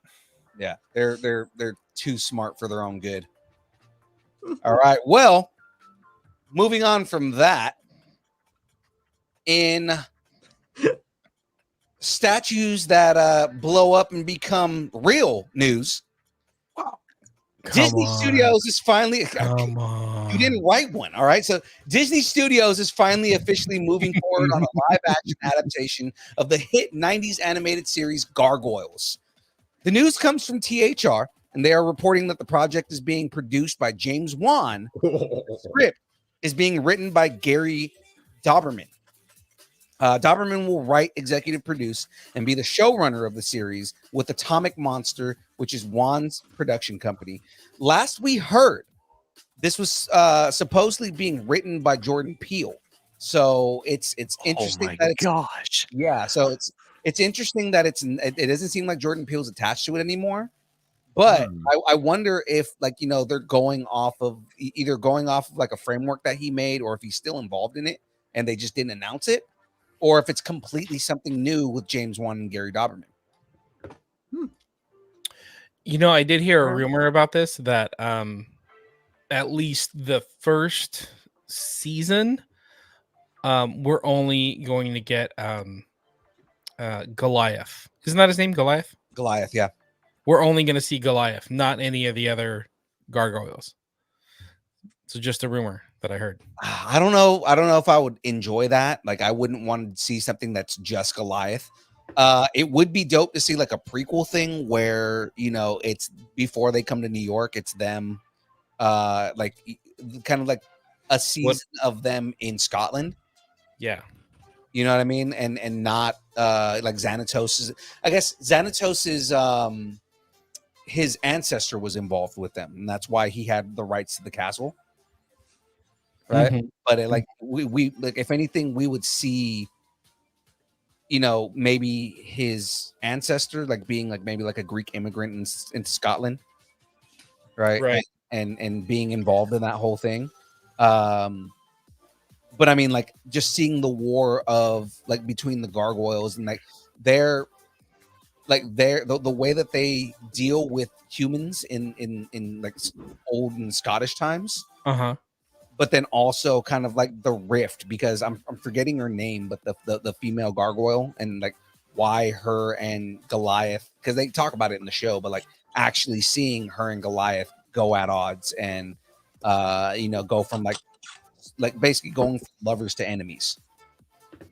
Demona, that's who it was, right? Like it would be cool to see all that. And then also, I'd be interested in seeing what all the gargoyles' names were before they renamed themselves when they woke up in New York.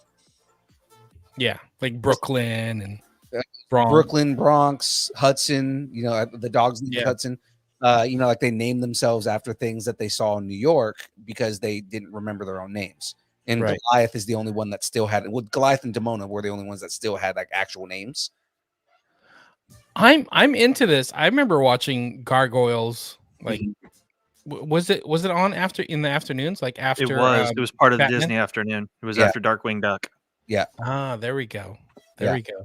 I love Gargoyles as a series in general. I think the animation still holds up when you go back and watch it, especially like you can watch the whole series on Disney Plus. And the animation still holds up. The storyline is still really good. You know, the rumor before Jordan Peele was that Keith David had signed on to do the voice again. Ooh.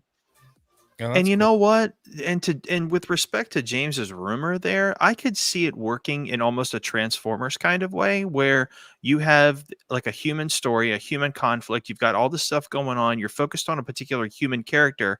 And then all of a sudden, here comes Goliath, right? Like, so if he's alone and he's helping whoever his human friends are up until, let's say, the middle of the season or the end of the season, like, you know, here comes Optimus Prime, you know, and then then everything kind of just starts to unfold.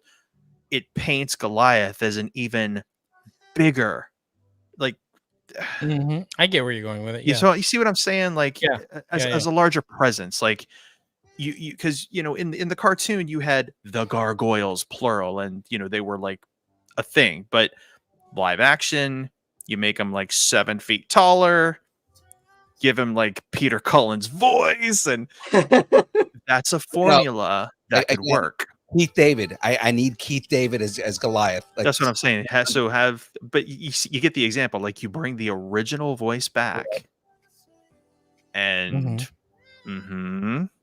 and it works. Yeah. I think that would work as long as they don't have the human characters get too wrapped up into some stupid social norm that they try to inject something into the show. I mean, let's be real here. This is going to be a show about gargoyles. Let's make it about gargoyles and only gargoyles. Again, like, you know, kind of going back to the idea I had, like, I would love to see it be in, like, you know, in medieval Scotland. And you get a live action interpretation of the explanation of how they get cursed and why they can only come out at night. Because freaks come out at night. Well, he talks about in the show, if you go back and watch the show, they talk about at one point they were able to roam, right? Like they roam Scotland on their own, and then they're cursed, and every day they turn stone, and then they become alive at night. So like, I would love to see, like, even if it's just Goliath for like the beginning of the series, and then you get the other gargoyles, like as it continues on, they're fighting for, you know, one side, they get cursed, and then that leads into season 2 being a live action interpretation of the show. Yeah. So let them roam. Right. Roam around the world. Ooh. Well done. Roam if you want to. I see what he's doing here. I love it. 90s. I don't know. Remember, ladies and gentlemen, dist and snerding at AOL.com. There you go. Right in. Spiderwick found a home.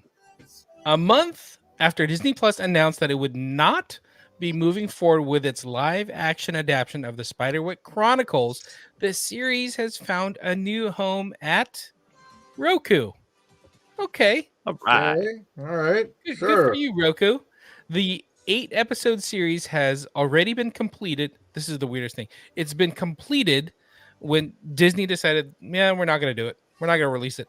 And it was developed by Paramount Television Studios and 20th Century Television. Okay, good on Roku. I do have a Spider-Opsis Chronicle synopsis. God, man. So lazy. Spider-Opsis Chronicles synopsis. Do you have a better one? Jump in. Dragon Wishopsis Kamehamehanopsis. There you go. See That that's that one good. was good. That one was really That good. one was very That good. one was really good. Based on the series of best-selling children's books by Tony DiTerlizzi. Where are you? DiTerlizzi. DiTerlizzi. Be that. And Holly Black. Why can't we just have names like Holly Black? He's The Italian. spider. The Because spider. other cultures exist. Oh, Yeah. He needs to be eating more mushrooms. The Spiderwick Chronicles is a contemporary American Gothic coming-of-age story that addresses kids and families dealing with mental health issues, among other relevant topics. Upon leaving New York and moving to Michigan and into their rundown ancestral home, who moves to Michigan? The Spiderwick estate with their Going to the mother. Utah? With their mother, twin brothers, Jared and Simon Grace, along with their sister Mallory, find themselves pulled into an alternate fantastical world. How excited are you going to be, James, when it turns out they are in the Yupa? That's the most fantastical sci-fi thing of this, is that somebody moved to Michigan. Oh yeah, no, we decided to move to the Yupa. This story is definitely fiction. Yeah, we want to go to the Yupa. Well, no, people don't move out of the Yupa.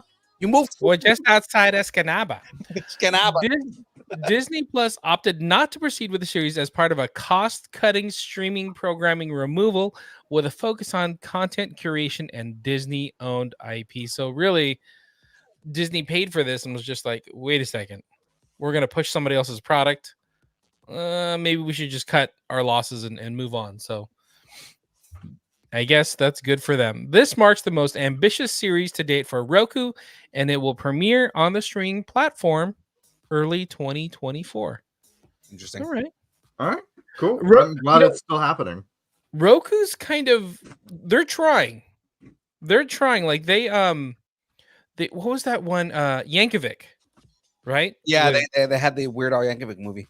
yeah, they're trying to get stuff out there. So good on Roku for trying to do something. Yeah. I mean, they've been trying to get bigger and bigger properties as like Roku exclusives. So it's kind of interesting to see where they're going with that. Can you get the Roku app, like say on Amazon Fire? I don't know. I haven't checked because I know, Apple TV now has an app that you can put on anything. So I don't know what they're doing with Roku. If they're just like, oh yeah, you can only get it if you buy a Roku because it's like right, a push to get you to buy a Roku. It could be, yeah. All right, where are we at now? All right, so speaking of finding a home, Paramount Plus revealed that they were canceling their animated series Star Trek Prodigy after only one season. Second season had been made, but it was not getting released by the streaming platform. But Netflix has swooped in to save the day. I've already said that, announcing that they will take over the series, releasing its first season later this year, and the never-before-seen season 2 sometime in 2024. So that makes so much sense for Netflix. Like, Netflix is really good about that. Like, he's like, hey, here's a series that people love that they're the home studio is deciding we're going to cancel. Hey, we're just going to take it. They did that with Lucifer. Like Fox was like, we're going to cancel this, and they put it on Netflix, and it ended up getting like 3 more seasons. Yeah. Well, think about it this way.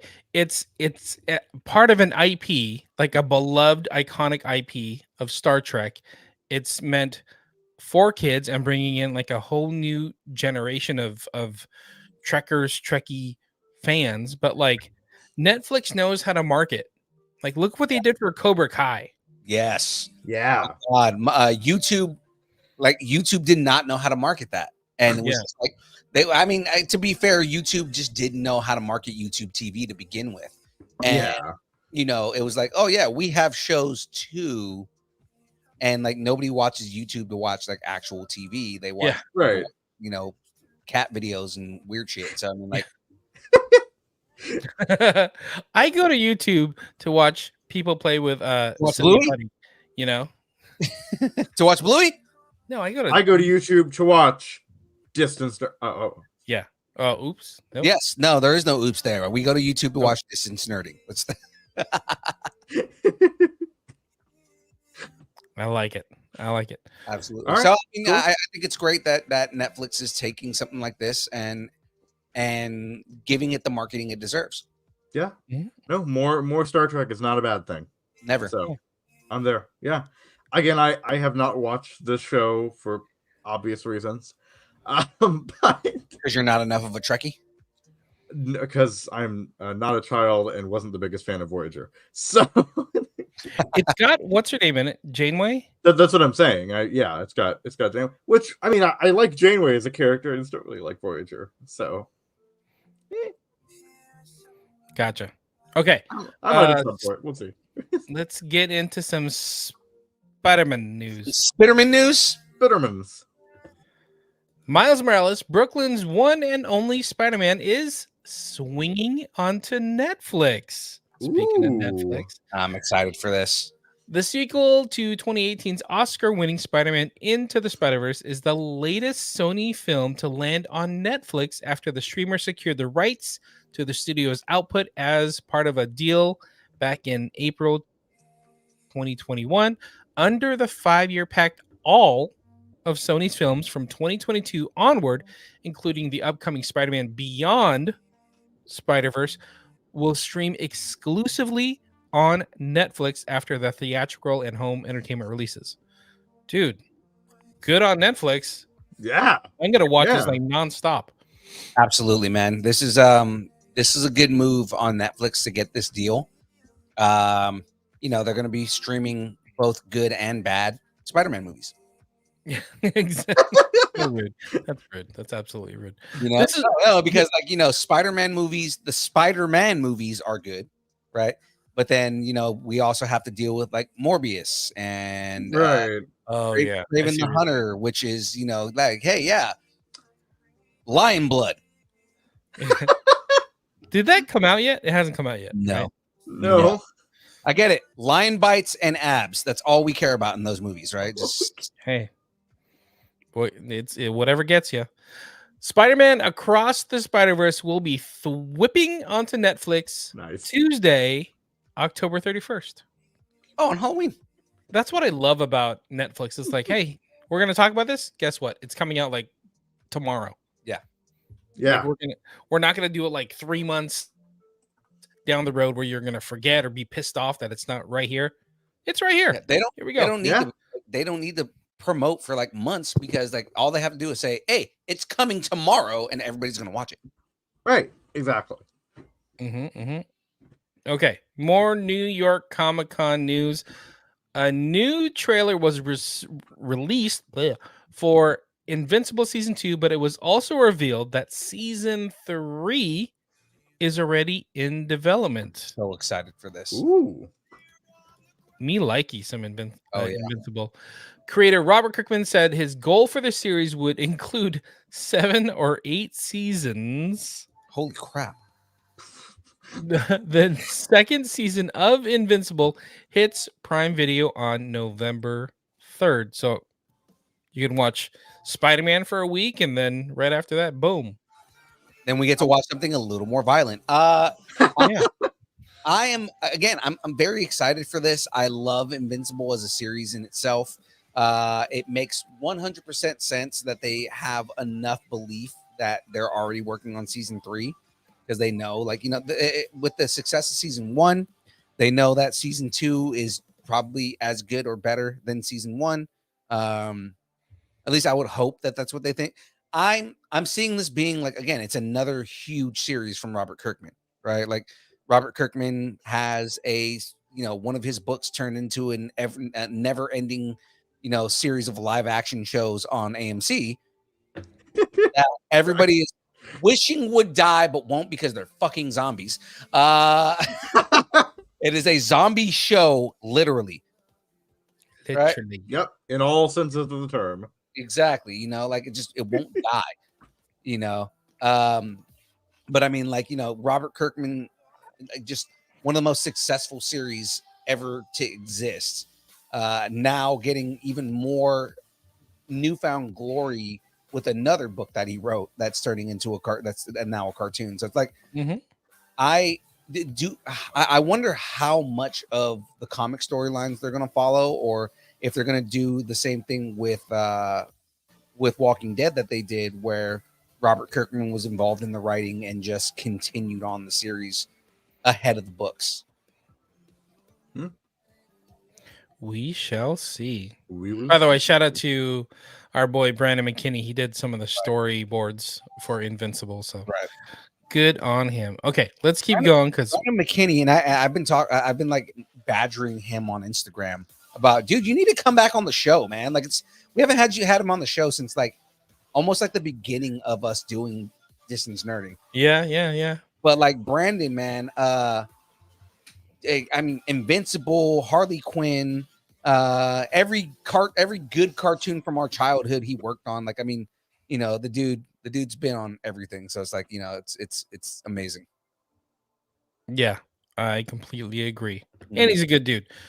Yeah, absolutely is. I told him, so he drew a picture of Colossus. I don't know if you saw like the picture of Colossus that he drew on Instagram. I've seen that many a time. Yeah. Did you see the comment that I made when he posted that? Oh, what'd you write? I said, you need to take a book from our first interview and draw a picture of Namor and Aquaman fighting. Oh. And he was like, that's actually a good idea. And I was like, yes, I want to see this. That's funny. That's funny. Yeah, I've seen that. I probably saw that 15 years ago. That picture of Colossus. Been friends with him forever, so yeah, since I literally was like 5 years old. Yeah. But he's worked on Star Trek Lower Decks, Scooby-Doo, Harley Quinn, Solar Opposites. That's right. You know what's funny? I was looking at his IMDb. Batman and Superman Battle of the Super Sons, Young Justice, DC Showcase Constantine, Injustice. There was one that stood out. Oh, Deathstroke, Knights and Dragons. He worked on as well. He worked on that, and we just interviewed Griffin. Fucking Jericho. That's awesome. Yeah. Anyway, sorry. We just went down a rabbit hole. It's okay. Let's continue, guys. In Hollywood is back news. So weird. Martial arts master Chuck Norris is teaming up with 90s pop star Vanilla Ice in a secret agent zombie film project titled Zombie Plane. That's what I'm talking about. It's like snakes on a plane, but with zombies. With Chuck Norris and with and it's gonna these mother flipping zombies on this mother flipping plane, and it's gonna be Vanilla Ice saying it. Yeah. Can you imagine Chuck Norris roundhouse kicking zombie heads? Yeah, off of zombies. It's gonna be okay. So 100%. There's gonna be a scene where Chuck Norris roundhouse kicks a zombie's head off, and it flies into Vanilla Ice's hands, and he's gonna go oh, and then drop it. Yeah, totally. I do have a Ice Opsis Norris synopsis. Vanilla Ice Opsis Norris synopsis. Zombie Plane centers on a secret government organization that recruits celebrities to be undercover agents who together must save humanity from an imminent zombie attack. Norris and Ice play themselves. Actually, Chuck Norris plays Commander Chuck Norris, who mentored and trained Ice into becoming a deadly secret agent. But the feature is reportedly full of celebrity cameos with a 90s pop soundtrack, including tracks by Vanilla Ice himself. Jesus. I love this. So for this. God. Do we know? We don't know who's putting this out, do we? I don't know. I'm wondering if it's on a streamer, or if it's something that is going to be like VOD, or if it's actually going to be in theaters. I will look it up, but Zombie Plane was shot earlier this year, so it's already like in post or waiting for somebody to buy it. My God. Yeah, it doesn't say who if it's going to release or where, but I want it. I want it now. I want it now. With Vanilla Ice music for this, I wonder if he is doing another, rap song or if he's gonna do some metal, because I mean he's been doing metal for like the last 20 years. Yeah. It could be. There you go. All right, let's get into some truly sad news, true believers. Ugh, Yeah. This one makes me cringe. 3 This is- years. This makes Go me ahead. feel dirty. Plus, you also did get like the most cringeworthy photo of JC. Cringy. 3 years after her previous lawsuit against POW Entertainment thrown out the court, Stan Lee's daughter, JC Lee, has filed a new one against the company. The previous suit was an attempt to claw back the rights to her father's name and likeness. This time around, Lee claims that her stake in POW has been diluted by a series of suspicious transactions. The suit also alleges that Lee has not received payment under a previously existing intellectual property agreement. Ugh. But it basically boils down to she wants money, and POW maybe put up for sale. So the suit alleges that Kamsing International Holdings, which owns POW, the majority owner for POW, intends to sell the company, which would also, sell the rights to Stan Lee's likeness and his name and everything.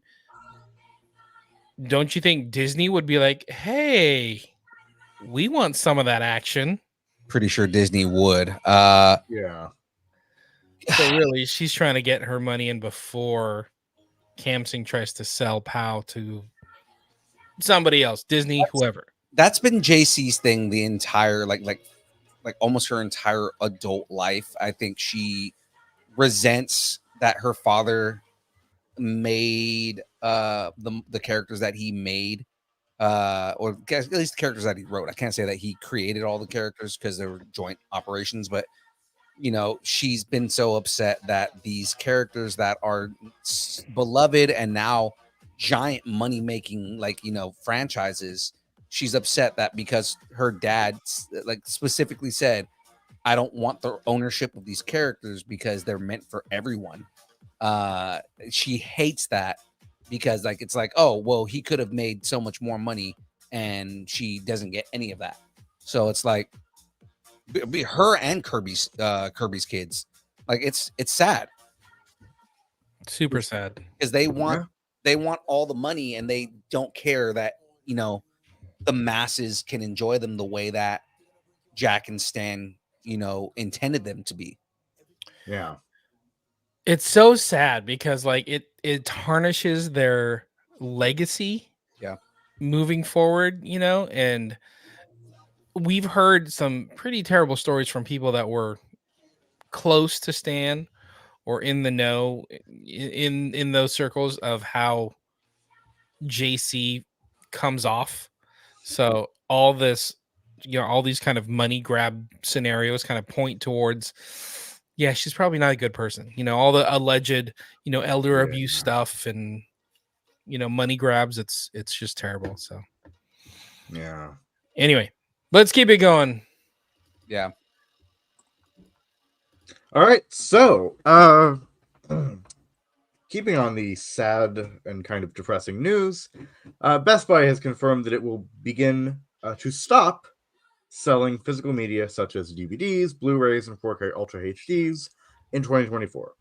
They will no longer sell them in their stores or online. Wow. Yeah. Variety confirmed the news and noted the company made a decision to quit selling DVDs up to 9 months ago. Nuts. Yeah. So, yeah. No, this is again tying right into Forza's thing too. But you can see it coming. Yeah.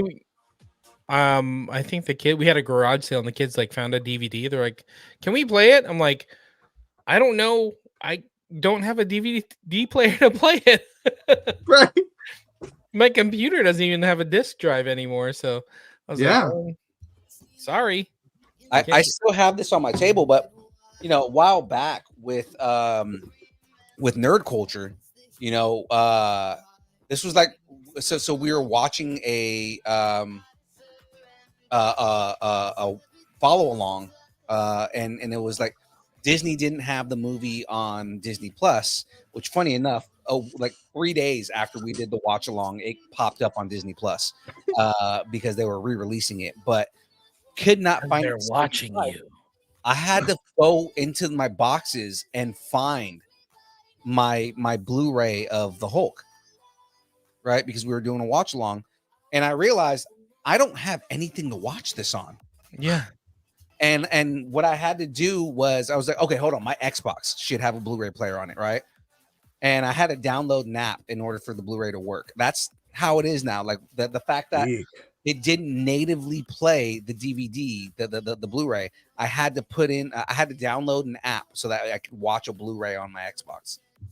That's how much physical media, as much as you want to make it a, physical media is the way that you it's how we hold on to things. There's nothing in the world that still uses physical media unless you go out and seek to find it. It's the same thing with VHS. Correct. I have a VHS copy of the original Star Wars. Right? I can't watch it because I don't have fucking VHS. Actually, I do now. Jackie's aunt had a VHS player, and it's sitting in in my closet right now. But I have to get a RGB to HDMI adapter to watch it. Yeah, I was gonna say, does your TV even have RGB? But mine doesn't. That's funny. No, nor does mine. So a spokesperson for Best Buy said, to state the obvious, the way we watch movies and TV shows is much different today than it was decades ago. Making this change gives us more space and opportunity to bring customers new and innovative technology for them to explore, discover, and enjoy. I used to work at like music stores and not Best Buy, but like Warehouse and Blockbuster, but like I would spend so much money on DVDs and movies, that sort of thing. So it's so funny because nowadays I have like zero money, but like I'm not buying music or DVDs or movies. I'm like, where's all my money going? Yeah. Where's all my DVD money going? I think Best Buy was the only, like the last player that had that's been like holding on to physical media. I think everybody, I'm pretty sure everybody else has. Target still has it too. Yeah, Target and Walmart. Yep, Walmart. But I mean, like everybody else has been pretty much dropping physical media. Suncoast doesn't exist anymore. Neither does Sam Goody. Sam Goody is gone because everything now is streaming. So like the whole thing is like you can make the argument that you have to keep the physical media around, but nobody's buying it. So what is the incentive for companies to continue making DVDs and physical media if no one's buying it? If you have like a very niche market that's buying physical media, and it's specifically for like, if you buy a steel cover movie or something like that, right? Or same thing with games. So many games are going to digital copies because the only people who are buying physical media are people who are buying collector's editions. Right. Exactly.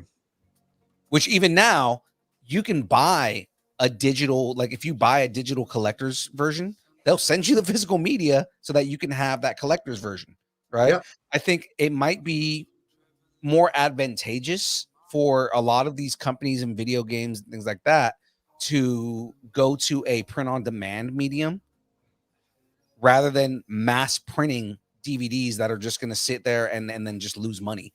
Mm-hmm. Whereas, you only print, the ones that, like if you have like a certain amount of people that buy them, then you only print the ones for the people who bought them. And that way you don't have all this excess media that is now just, it's a waste of money for a lot of these companies now. Sign of the times, man. Sign of the times. Yeah, exactly. I don't care what anybody says. I am still going to collect my comic books and graphic novels physically.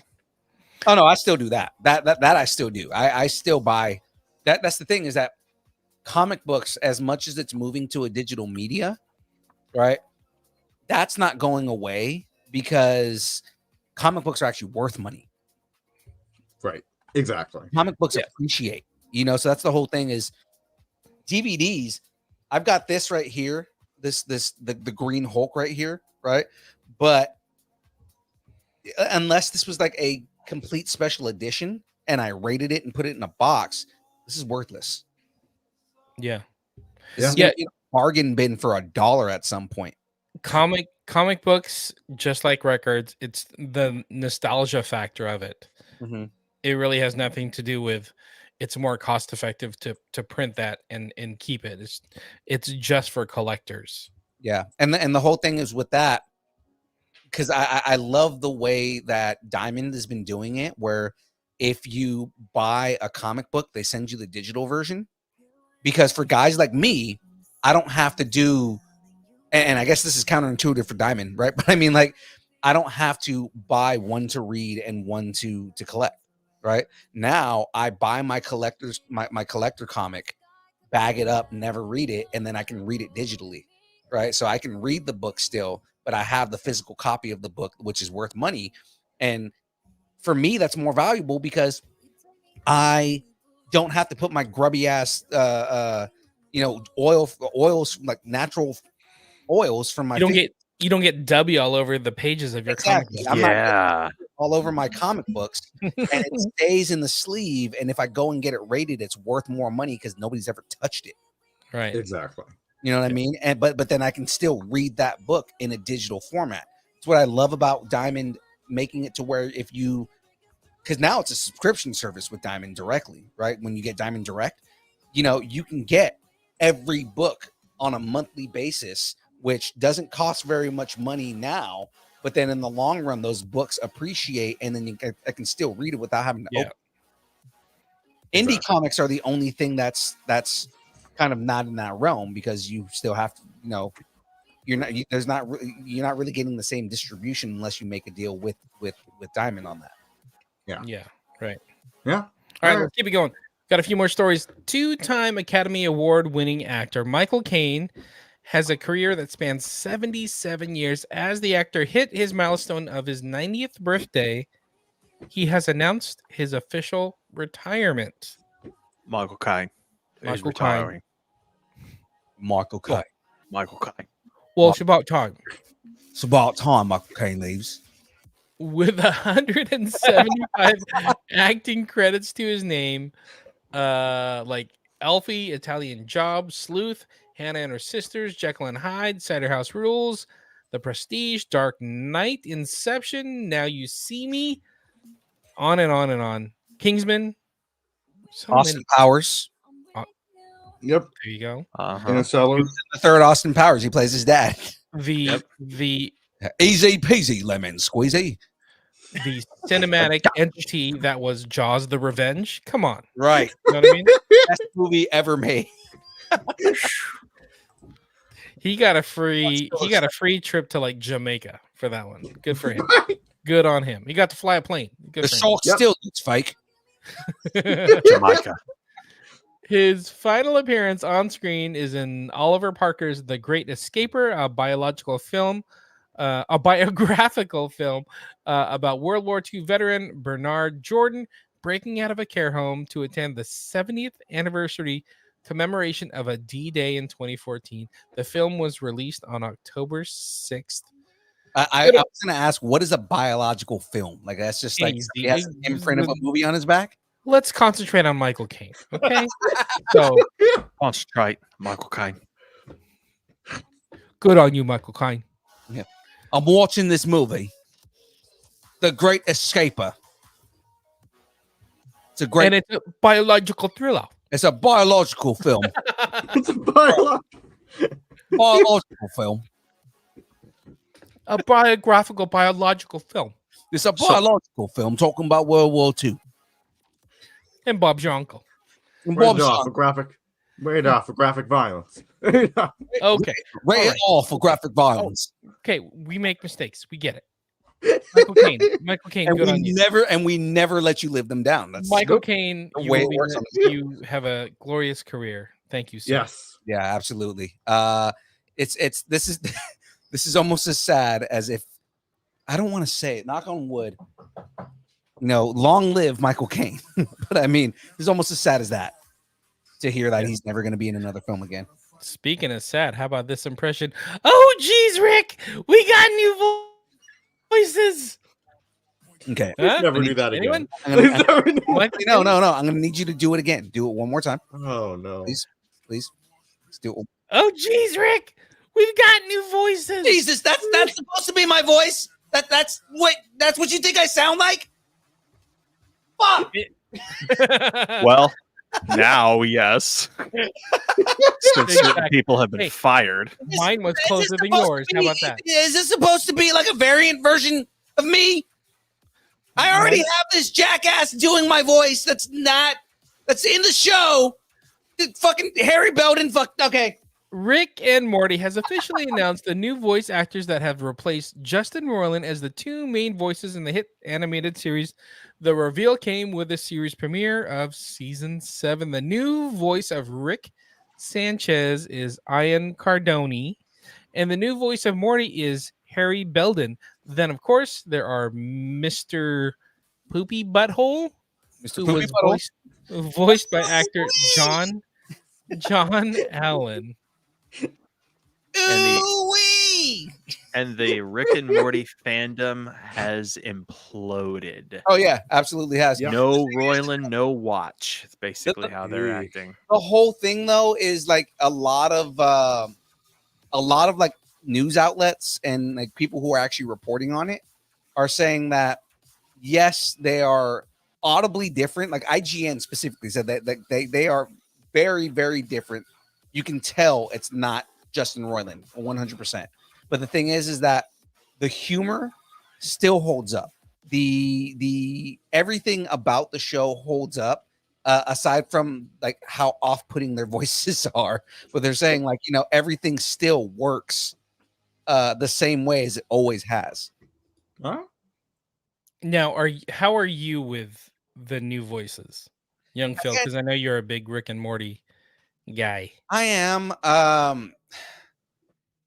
Like again, it's one of those things where I would have been happier with like direct voice matching because it feels like, you know, it's a bunch of dudes doing impressions of Justin Roiland but not fully doing them. Right? It's like it's Right. one of those things where like these are guys that would have met Justin Roiland and he just would have been like, oh, those are not that bad. Pretty good. Keep working on it. You know, Yeah. and like they're not like, you know, where the reaction would have been, holy shit, I'm and he is out of a job, but I mean, like, you know, I would be out of a job, you know, like it's you think of the reaction from the actor, right? You know, where you get the compliment of if they ever need to recast Morty, you're the guy, right? Mm-hmm. Versus, you know, these guys are more like, that's not that bad. Keep working on it, right? To not hurt your feelings. Right. Right. Exactly. You know, again, like, you know, I'm not going to say my Morty is amazing. But it's You would- incredibly good. It sounds a lot better than Harry Belden. I mean, I'm not to take away from him. Again, it sounds like he's not necessarily voice matching as much as he is, you know, doing a take on the character, and it's like you should have gone with voice matching. Yeah. You know, You would have rather them went the journey route, where instead of like Steve Perry walked away, they go out and find a YouTube sensation from the Philippines that sounds exactly like Steve Perry, and all of a sudden Journey has a new singer. Right, because it's shout out to friend of the show, James Durbin. I mean, like he's some of his gigs have been literally that. Mm-hmm. Mm-hmm. You know what I mean? It's like that's one of the things that I feel about like this character.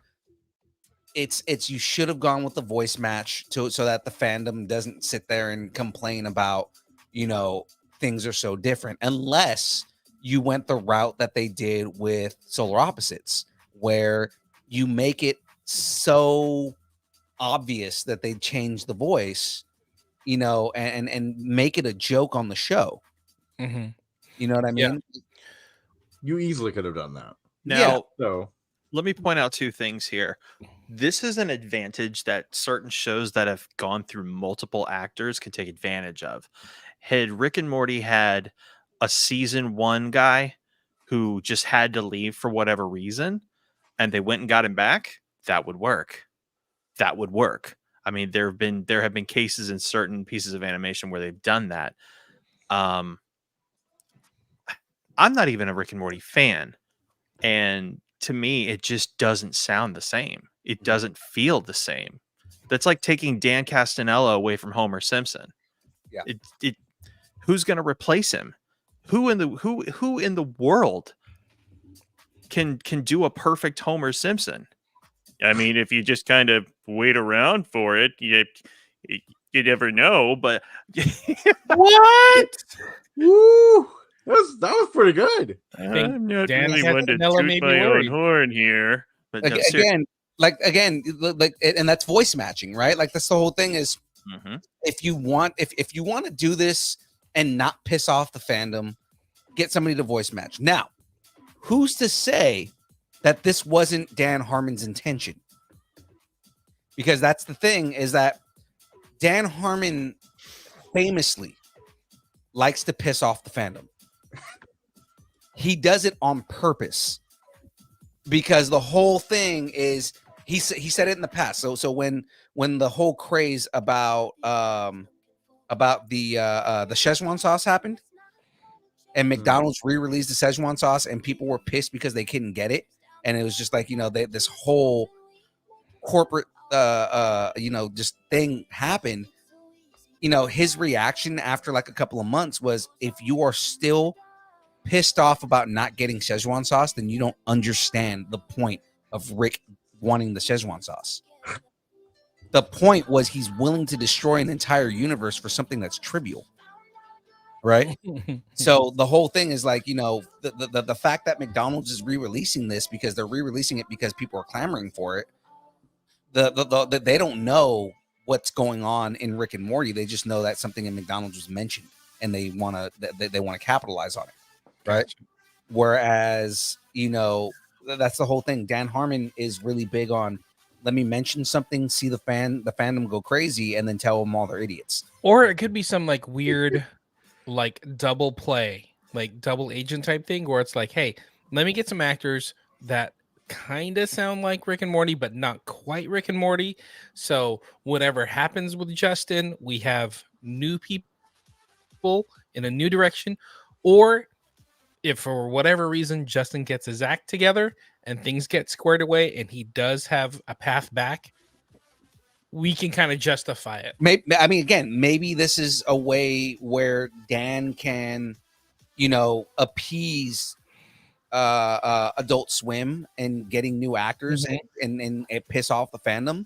And then season 8 rolls around and Justin comes back, and now everybody is like, oh my God, thank God Justin Roiland came back.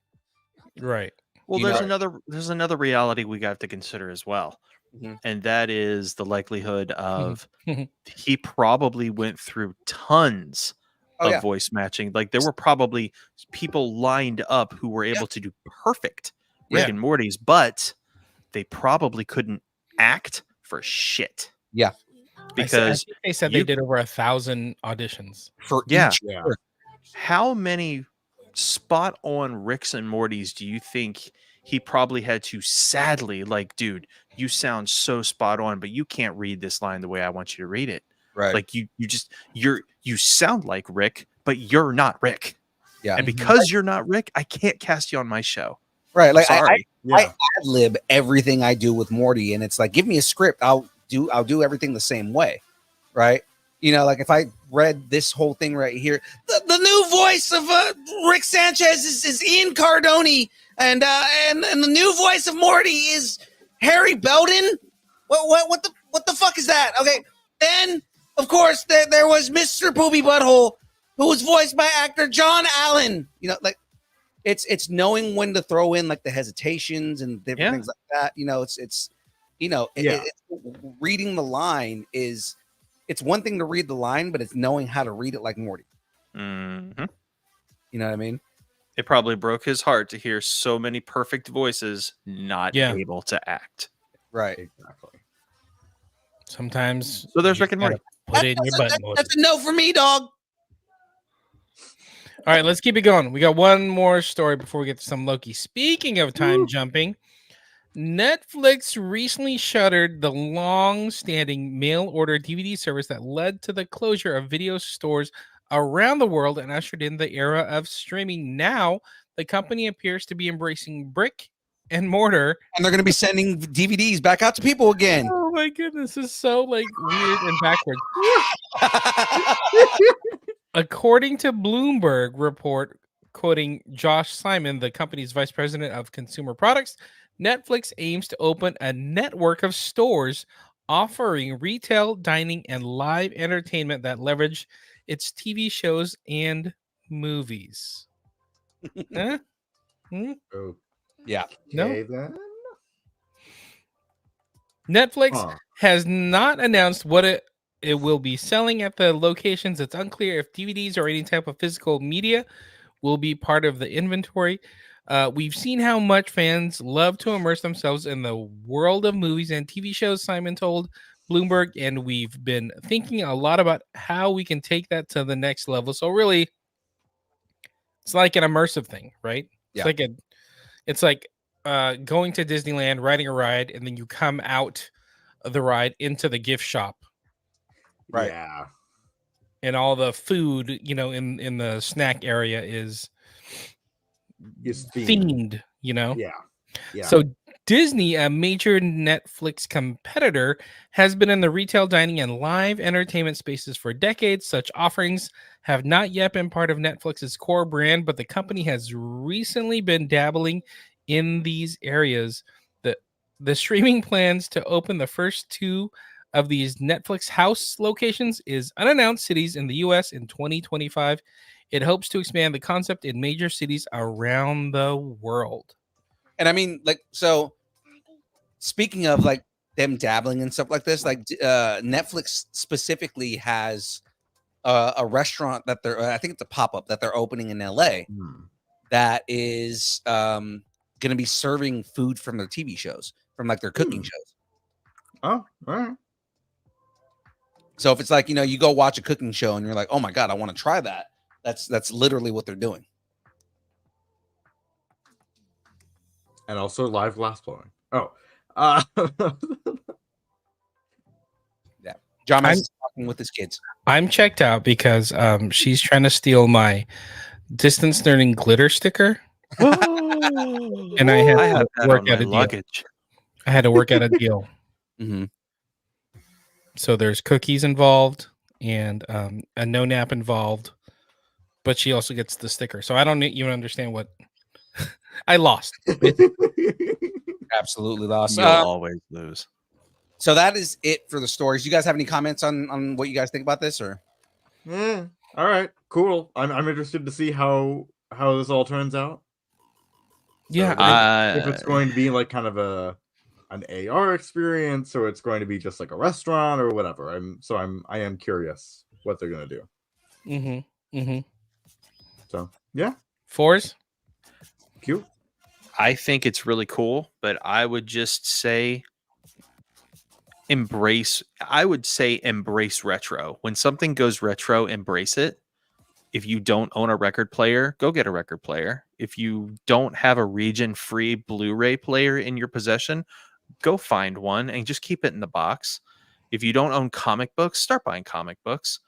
And I'm not foretelling any sort of doomsday scenario here. I'm just saying there are going to be times in your life, whether you have no power from a hurricane or, a tornado or a stupid person at your energy company, you have no internet, you have no power, and you're just going to need something to do. Or maybe your favorite media isn't on a streaming site anymore. Do you have any idea how hard it is for me to find the anime series Baki the Grappler? I can't find it anywhere. So I need to find it physically. Like, it's just that kind of stuff. And I love my collections. I love my graphic novels, my DVDs, my Blu-rays, my 4Ks. I love my physical video games. And I have purchased retro systems remade FPGA perfect, like from Analog.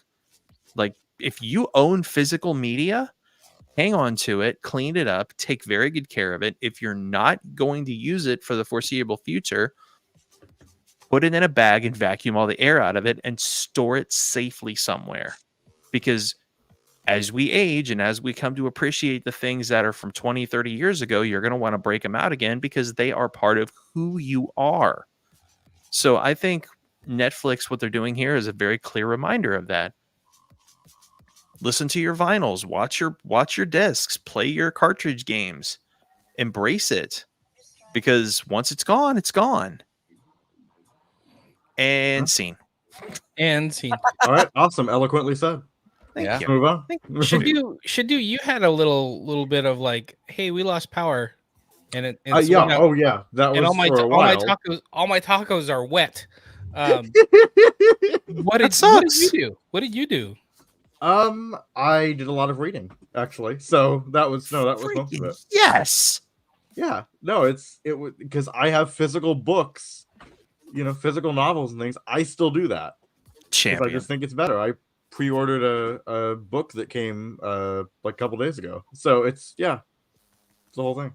So Champion. So I He's a agree freaking with that to a certain degree, certainly. So yeah, cool. By the way, is Baki the grappler on Netflix? No. The Okay. later seasons are Baki Hanma is on there, but Baki the Grappler is not available anywhere. Yeah, gotcha. All right. All right, let's move All on. right, well, guys, that's it for the news. Let's move on because it is now time to break it all down. Break it down. All right. Wow, that was short. Loki, season 2, episode 2, Breaking Brad. Loki and Mobius search for Hunter X5 in the hopes of finding Sylvie, but it seems he and General Dox have other intentions, one that has catastrophic consequences. Initial thoughts going into this season 2. What do you guys think? Are you guys enjoying Loki? I'm loving it. Absolutely. Yes. It's amazing. So, no, I'm really enjoying it. It's kind of like there's things that I'm kind of like expecting to happen, but I'm not disappointed that haven't come up yet because I'm just like, it's too damn good for me to care. Yeah. Because where the story is going has been great. It's just kind of like, again, the way that the storytelling is and the structure in this in the story. We're getting little bits of different things as we go on, and it's just it's great. I found it wasn't a segue or anything, but going from episode 1 into episode 2, it felt like there was like some kind of time jump or missing piece. Like it felt like something was cut because it was like all of a sudden they're in tuxedos going through the door, and like I just didn't expect to be there with X5 in the sacred timeline, by the way, Right. living his best life as Brad Wolf. Brad Wolf. I love that character. So that threw me off. So even the title, Breaking Brad, that was great. Yeah, right. That's so good. So good. Yeah. No, I mean, I was really it definitely did not go in the way I was imagining. I mean, Yeah. I kind of expected there would be a little bit more build up to, oh hey, here's Sylvie again. Here's, oh, we're gonna get on the sacred timeline. Oh, here's all of this. Oh, people are gonna start purging rents. I thought there would be a lot more build up to that. No, it was just straight into it. Right into it. By the way, have you noticed like when they do like, what is it? Bronxton, Oklahoma. Right. They have a say little the year, and they say right. like branch timeline. Or sacred timeline. Yeah, I think Or that's sacred really timeline, yeah. cool. Well, I mean, that's part of like the whole reason that he was trying to get Sylvie out of there was because he was talking about how they're trying to prune that timeline. Yeah, exactly. Let me ask a question I've been meaning to ask last week as it pertains to Kang. Oh. We've seen Kang in Ant-Man, the latest Ant-Man. So we more or less know what he's about. When he's referred to in Loki, he is this ultra uber mysterious like character we seem to have not encountered yet, which is obviously leading up to Secret Wars. My question is there anything in the comics from way back when Secret Wars was new in the comics that pertains to any of what we're seeing right here? Like, is anything I could read in the comics going to give away what's happening right now in this series? Ooh. Not really. I mean, they are taking some liberty with certain things, but I mean, like, this whole series is like there's not really anything that is like as TVA heavy as this. Okay. I think the answer to that is you need to email into dist and snerding at AOL.com, care of Frey Comics, and she'll answer you directly on what. I know. On what you're looking for. I do not have the. I have the knowledge of. She has the knowledge of comics that I have of like Star Wars. So it just confuses me because in Ant-Man, Kang was a villain, but the way this is turning out, they're making Kang out to be the next Thanos. And I'm still to this very day asking myself, what makes this dude such a threat? So power wise, like raw physical power wise, Kang is not that much of a threat compared to Thanos, but Kang can manipulate time. Kang can manipulate kind of like just time and space in general. And Kang is a threat considering not just him, but his variants as well. Yeah. Which again, different versions of Kang, are different varying levels of threat, right? Because Iron Lad is also a variant of Kang. Oh, so he's a non-mutant version of Apocalypse. Awesome. Yeah, I mean, kind of, but I mean, the whole thing is he has even more control over time and space than Apocalypse does. That's dangerous. So that's kind of what makes him more powerful because he can just stop time and then rewind time and cut you out of existence.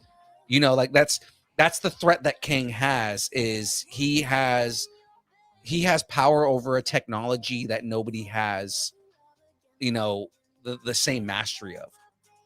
Also, just wanted to know. Also, remember, he is the great grandson of Reed Richards. Yeah. So he is like his level of intellect is unmatched. Like he's literally the smartest guy in the room, in every room that he goes into. Yeah. So and you got to remember, it's not just Kang; it's all the variants of Kang, right? That we're dealing with now. So like maybe He Who Remains or the Kang that was in Ant-Man isn't they're mini bosses compared to they're mid-level bosses. Yeah. Which actually, what's crazy is coming. Right. What's crazy is they've already established that the version of Kang that we got in Ant-Man was just as powerful, if not more powerful, than Thanos, because he had killed multiple variants of the Avengers. Well, those Creed level jabs he was throwing in that movie was pretty impressive. I like it. Yeah, Kang the Conqueror. I mean, there's a reason he's called Kang the Conqueror, is because he will go to different timelines, destroy that timeline, and like consume, basically that timeline, and then move on to the next. And the whole thing is he's looking for ultimate power. I like the idea because in the comics, He Who Remains is not Kang the Conqueror. He's not a variant of Kang. He's a completely different character. But I like the idea of merging He Who Remains into Kang the Conqueror, and it gives more backstory to that character. I had no idea. I did not know any of this. No, it's really cool. So I got a couple Easter eggs from this episode. Well, when they were searching for Brad Wolf, Zaniac. So one of the posters they walked by was a Kingo. I saw that poster. I saw that. That's great. That's good. Which is kind of cool because it links to the Eternals, and nobody really talks about the Eternals. I love that. Like, there's so much hatred for the Eternals, but like Marvel makes a point of making it known that they exist in this world. Mhm. Which Again- means at some point somebody still needs to fucking mention this giant body hanging out of the goddamn ocean. They have to do that in the Marvels. They have Oh, to. yeah. Like, It seems like a joke written for the Marvels. Yeah. I didn't hate Eternals. I kind of liked it. So it's not. Yeah, no. We need more of that because it's a really, really, really interesting concept and idea, and more of this kind of weird philosophical, metaphysical stuff needs to be explored in Marvel. I think. Mm-hmm. I think that's the intention behind a lot of the things that they're going after, but just there's between like all the stuff happening in the pandemic and now all the strikes happening and everything like that, like it's just there's a lot of gap that I don't think they intended for there to be when they were doing all this, which again, this is probably why Marvel, going back to something that we talked about earlier, probably why Marvel is reassessing their whole kind of like writing and showrunner thing that they have going on, because it's like we need to make this more cohesive, man. Exactly. No, I can. you know what I completely appreciate? and totally agree. You know what I appreciate about the show? They tell the story while the actors are like running. It's like the plot line is moving as the actors are moving. Right. And like in the middle of a chase scene, they're just like dropping little bits and bobs of the storyline. He's like, don't you want to live your life or something like that? I think Brad said something about like, don't you want to know who you were? And like, it's just interesting how we're getting bits and pieces of the story that's moving it forward. Right. As the action's happening. And Yeah. And I feel like that's good use of the 45 minutes of the episodes. Very much so. I noticed that about them. Yeah. Very much so. Yeah. All I'll say is that pie looked amazing. It was weird artificial green color. It looks delicious. That made me want key lime pie. Yeah. We might have to do a key lime pie something on the show. Okay. Can I tell you what bothered me about that scene? What? They were eating this weird gelatinous key lime pie thing with spoons. And I felt like that was the weirdest thing. I'm like, you should be eating a pie with a fork and have some respect. Even better, they Hold were on. forks. You're not eating soup. You They were don't eat forks. James, are you admitting to us on the internet that you don't eat your key lime pie, let alone your pumpkin pie, with a fork or with a spoon or spork? I do not use a spoon because I'm not eating soup. For the It's got to record. be a fork. Or, as everybody knows, we are in pumpkin pie season, which is also known as hand pie season, where you don't even need to dirty up a fork. You just pick up the pumpkin pie with your hand. I don't have an issue eating pie with a spoon because you get more pie in the spoon than you do in a. For the record, I also eat pie with a fork. Thank you. I mean, I eat it with whatever potential you put in front of me, but I mean, like, I'll eat it with a Well, knife. I mean, yeah, but if I had to pick, it'd be a fork. Yeah, Well, exactly. Because we're adults. I am so I'm so glad that our show is filled with diversity, where people can eat pie with a spoon, enjoy You know what? You secret can eat pie however and you eat want, indoor. and it does not matter because no one will judge you if you eat pie with a fork or a spoon or a spork or a knife or chopsticks. Hey, whatever. look, Technically, I'll judge you. I might not say anything. Well, I mean, I'll be yeah, well, judging. and everyone and will be judging you harshly, you but have we to will be not careful. say anything about it. But we Well- may give you like, I don't want Graveyard's beard judging me. That's dangerous. 100% true. 100% true. You do not want the beard judging you at all, because the beard will send you to another dimension. Do not do it. I'm not afraid of that beard. I'll tell you that right You now. should be. Because that beard, it's kryptonite. You It's a should be. potato. And That beard boils my potatoes. That All beard you gotta do is treated with mashed potatoes. I can just throw some like They can be steamy with a hot lot. scallop potatoes at that beard, and he's powerless. You can stop know with a what latke. Boil them, mash them, stick them in a stew. Yeah. I mean? All I have to do is throw a hash brown at him. It's fine. Exactly. He gets stopped with breakfast Just food. like a full So, hash brown. Let's relax. Yeah.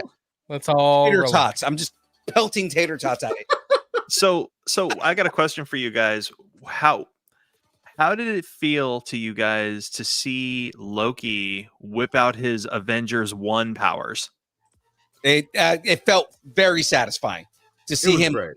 Yeah, to see him bust out those powers. Like as soon as he gets to the sacred timeline and he starts using those powers and then starts doing the shadow copies and all that stuff, I was like, oh my God, I did not know like how bad I had been waiting for this. Yeah, that was pretty cool. I dug that. Like there's a guy, like Loki, there's a guy running from you. Why aren't you pew-pewing him? Oh, there you go. Right, exactly. And I think I audibly said that, and then I was like, okay, well, Like blast him. There you go. right. I Yeah, think you have they magic. wanted to get him to talk. I think they just wanted to see what he was gonna do. Yeah, You didn't I have think to that's kill what it him. is, Just too. maim him a little. Just maim him. Who are we? The Joker? Well, I mean, he does sport the green very well. Oh, true. No. Frey's favorite version of the Joker. I mean, it's Frey's favorite character in general. Yes. It's her favorite. Yeah. Favorite. It's her favorite. Her favorite. Favorite. How are you all feeling about I think there's something else happening that we're not seeing, but it's right in front of us. Like Mobius keeps having these weird lines of like, like he's walking down the hall and he's like, where am I? Where am I going? And they end up in the pie room, the Yeah. whatever. Yeah. Or It's like very. we got to go see Ouroboros. And I have you like met that they were Ouroboros? both, What's he like? He's like, I don't know if I've met Ouroboros. I like that they were both like, I was following you. No, I was following you. Well, we might as well go get pie. Right. Yeah. It's very. Yeah. What? It's a I whole feel thing so- where I don't know if he's remembering, like everybody in the TVA is suddenly with all of the events with He Who Remains and Citadel at the end of time, that they are suddenly kind of getting this trickle of memories just kind of flowing in ever so. I missed it. Like their I memories just been thought- wiped type thing. Right. Y- And go ahead. he's kind of remembering some of that. And That's like his what you past guys life got? as as a very I just thought he was so pissed off that he just got unfocused. Like that's it that's could why I have said been that too. No, that's that's a valid interpretation. because he Yeah, was like super shaken and he was like super pissed off, and I was real focused on that. I'm like, damn, like I definitely think the he whole got "Let's just go get pie" kind of thing shook, was but very it never occurred to me that like they forgot where they were. I'm like, Loki knew where they were, didn't he? Mm-mm. He was just following. That's why he goes, I'm just following you. Right. They were basically following each other. It's something that literally me and Jackie did the other day. It's almost like there's this weird like muscle memory that he didn't know he had, and all of a sudden he was just doing something. He's like, why are we here? Even when they met Ouroboros for the first time, or when Loki met Ouroboros for the first time, he's like, Mobius, how long has it been? And Mobius kind of faked it. He's like 3, 4, and Ouroboros is like 300 or 400 years. He's like, nobody comes down to visit me. It's almost like people forgot he's down there. Yeah. Right. It's Interesting. odd. I just think it's weird. it's Like there's intriguing. something else. It's also, I think it's also a plot hole where, he mentioned, like, I haven't seen you in like 300 or 400 years. Yeah. But But they make a point of time not working the same way and time not being time. Did you Yeah. notice Uh-huh. when Loki was in the past and he was creating new memories for OB that they were basically playing the Bill and Ted phone booth game? Yes. I knew exactly that. Like, I noticed that exactly. It was just like, yeah, he was just, hey, yeah, no, I kind of remember this now. Yeah, I'm remembering Yeah. it now. Okay, Like, no, wait, here's the thing. And the thing is right here. Right. Oh, Right. Like you're just waiting for Rufus to show up. And he's like literally making a MacGuffin as they as they're talking. Right. I'm interested in in Obi. He's super interesting to me. Dr. Jones. Dr. Jones. Dr. Jones. Even like how people are just like, wait, what's his name? What's his name? Casey? Casey was just Casey. like, you wrote the handbook? He's like, oh yeah, I wrote the handbook. Like why doesn't anybody know he's down there? Yeah. It's really interesting. I don't know his thing. And he's so integral to like keeping the TVA stable too. Exactly. Yeah. I mean, given that, then you have to look into like just kind of read into what his name is though, because like Ouroboros is New Beginnings. It's the cycle. Right? It's the cycle. Right? New Beginnings. So I mean, like I think he has something to do with all of this. I think in the end, and this is again just a guess. I'm probably gonna have to put this on the nerd out now. That in the end, or the beginning. What? Well, no. In the by the end of the show, the pruning of the timelines and the whole timeline happening. I think every couple, maybe a couple thousand years, the timeline resets, and that's what they're experiencing. Is basically they're probably overdue for a reset because of them doing the whole sacred timeline thing. Yeah. You know what I mean? Like I think that in the end, like the entire universe needs to be reset. I think that's something that's going to be a realization by the end of the show. It's not going to get reset because I think that's what the events of Secret Wars is going to be. Yeah, resetting the timeline. Interesting. He gives me a key maker from Matrix 2. Very much so. Yes. Yeah, definitely. And I also think back to what you were saying about him essentially being he is the stability. Like I really think his role in this season is like it all like he knows everything. It all comes back to him. Like I don't think he's like the R2D2. His mind is never wiped. He remembers everything, new memories and old. That's what I was thinking. Is that he doesn't get wiped for whatever reason.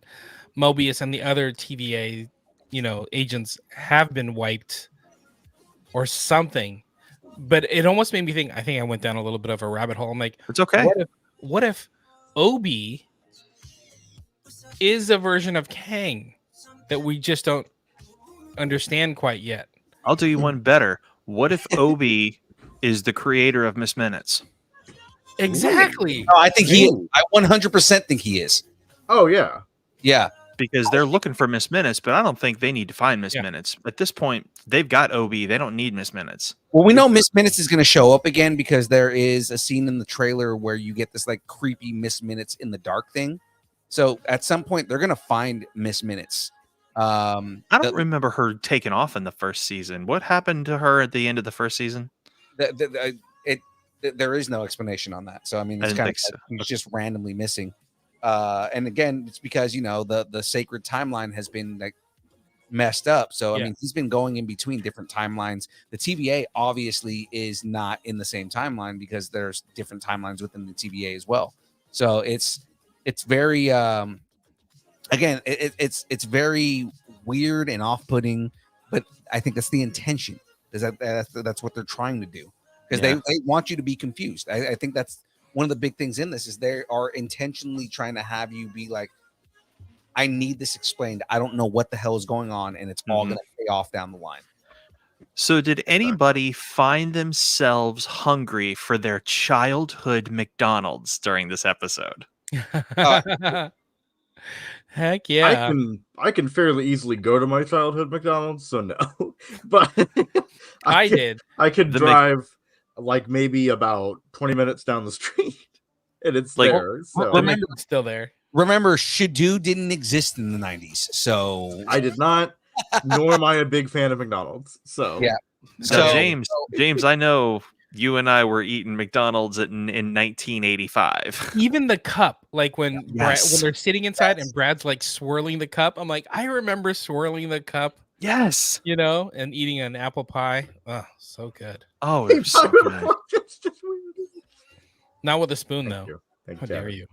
But I mean, yeah, it's What I remember is the styrofoam containers. Oh my gosh. Like the Yes. yellow one for The yellow styrofoam containers. Yeah, For the for your big breakfast. Yeah. Well, Oh, it's yeah. all the breakfast had the white styrofoam. The McMuffin. hot cakes and sausage had the tan one. Right. The McMuffin had the Mhm. yellow container.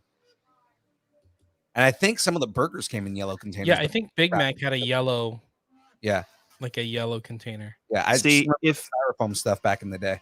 if Harmon can bring back Szechuan sauce, Marvel can bring back the styrofoam and old style McDonald's. They Just will putting it not. out there. 100% will not happen. And I mean, even if they do it for a short run, because styrofoam is terrible for the environment, and McDonald's does not want to do that. So Yeah.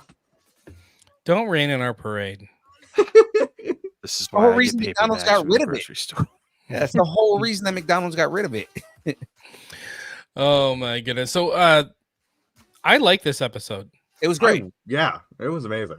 I like the good cop, bad cop thing they did with Loki and Mobius and in the I don't know what do you call that room that they were in. The The time detention prison. room. I don't know. Yeah. Time prison, yeah.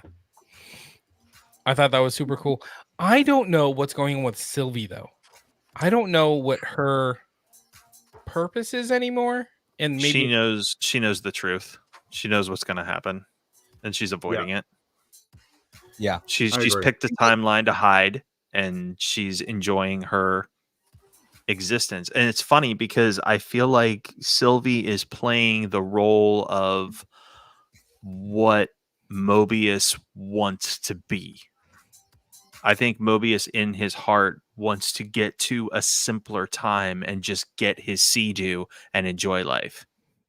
And I think Sylvie enjoys her 1982 McDonald's. I really do. I believe that. The question is, where's Loki with this now? Do you guys think that Loki is feeling detached from her, or do you think he's still kind of fawning over her? I think he's still kind of fawning over her, but at the same time, because it's funny because like they mention something that we kind of all joked about as in season 1, right? Is the weird, self relationship thing happening with Loki, right? It's like like you're pretty much dating yourself, right? And Mobius brings that up and is like, well, yeah, he's got this weird the relationship with himself, and it's kind of hard to explain. I'm still waiting for him to say wow. He didn't say it. I know. I want him to so bad. I episode 6, he's gonna go, wow. But you can. Everybody's So gonna I am going to save most of my predictions for Saturday. Or say them now so I can steal them. Mobius. We don't get a wow from Mobius at all in this in season 2, but we get a wow from Deadpool in Deadpool 3. Is going to be in that movie, right? We get a wow from a Mobius variant we meet. Yes, because like I said, if Mobius is supposed to play a big role in Deadpool 3, so I have a feeling that when Deadpool meets Mobius, he's gonna go, wow. He's gonna be like, I don't know what you're talking about. Don't worry about it. My quick prediction on Mobius: we're gonna see like where he came from, and I think we see it in the clip that we're running, is when Loki pops into a some kind of sea-doo or jet ski shop. Mm-hmm. Jet ski shop. I'm think thinking that's going where they to be pulled Mobius. from. But I think he's just going to be a normal guy, like probably. And that's where they pulled him from. And he's just like, I don't want to go back to that. I don't want to be normal. I want to do this. Yeah. Anyway, I think that's sorry, the just wanted to origin of throw Mobius, though. I think that's like where they actually plucked him from. Mm-hmm. So. Oh, interesting. Yeah. Anyway, so let's rate it. All right.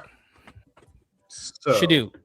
I am going. What do you give this episode? Go for 9. 9 slowly collapsing boxes. Yeah. Out of 10 delicious, artificially colored key lime pies, properly eaten with forks. Yes. Thank you. I dig it. Every time I get to share a screen with this man, I am rewarded. It is a rewarding experience. I am loving every minute of this. I love it. Fours, what's your rating? I am going to give this 8.5 swirling McDonald's cups Nice. out of 10. Wow. Wow. Jamez, what is your rating, sir? I will also go 9.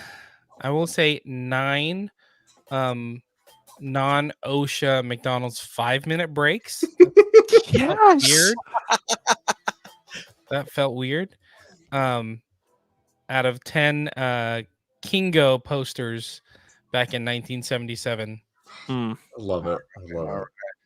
I am also going to give this 9 inappropriate relationships with Original. yourself. Come on. Yeah, 9. What? Wait, say it again. Say it again. 9 inappropriate relationships with yourself. Okay. Out of That happens to me all 10, the time. out of 10, when I think about you, I touch myself. But again, their relationship is adorable, no matter what it is. It's still inappropriate for you to have a relationship with yourself. That's like, Oh yeah. is that I like mean- is that like a next level masturbation that's going on with them? Look, it gets into a whole philosophical question of, is the alternate universe version of yourself still yourself? Variants Or are is it- people too. Yeah, Or but I mean, is like, it a completely different person? Are you shaped by your experiences, or is there something inherent? it takes a whole new meaning to go fuck yourself. It does. Well, I will. But I mean, go fuck myself. I mean, you really got to ask the question: is Sylvia Frost Giant? That's the question. Is Sylvia Frost Giant? No, if that's she's a not good a point. Frost, because you have a Loki who's a gator, you have a Loki who's a wizard, you have a Loki Yeah. who's our Loki who is a Frost Well, Giant. You know, So I mean, Sylvie is what? we don't know if Loki is necessarily a wizard. You know, you could find out if you can find out where we think Loki possibly is, and all the different variants of Loki on when I get to my Huh? No, we're not there yet. We're not there yet. So, when I get to, I see where you're going. Good direction. Good direction. But that's not you're ahead of the game. all right. You're ahead of the because Hold it. before we get into that, we really and again I appreciate the moving, but you jumped ahead like 2 because where we are. I mean, also maybe at some point, the channel and that show may have some possibly merch. We got merch, people. I was waiting for it because I knew he was going that direction. Mhm. We got merch, people. Hats. We got hat for $35. And if you want to buy Yeah, one hat multiple for hats, 35. if you need a variant hat from another timeline, we'll sell it to you for 30 each. Otherwise, we got shirts. You can have what is it? The Distance Nerding logo shirt. You can have the character shirt. All you got to do is DM us at Distance Nerding. Get your size and your address, and we can ship it to you for 25. Or if you're here, Sacramento, $20. How about that? And if you live in Florida, it is a extra $5 stupid charge. Yeah, man. Of course, if you are interested in more than just regular Distance Nerding merch like you see on the screen, of course, ladies and gentlemen, you can go to lucharillas.com. Get in on that beautiful Lucharilla merch. Shirts like the one you see on me right now. Hold on. Boom. It's the Nerdorilla shirt. Woo. So cool. Hey, look at that. Woo. Right, look at that Nerdorilla on the back. Woo. Right, so if you want to get down on the Nerdorilla guys, or the bump boxes, or the Memory bottle cards. openers, memory cards. Supposedly we're going to be getting tumblers pretty soon, all that kind of stuff. Ooh. Head over to lucharillas.com and get in on that merchy goodness. Woo. Should do. All right. So If you had merch, where would we find it? You forgot the Oh. schedule, but it's fine. yeah, yeah. So Okay, sorry.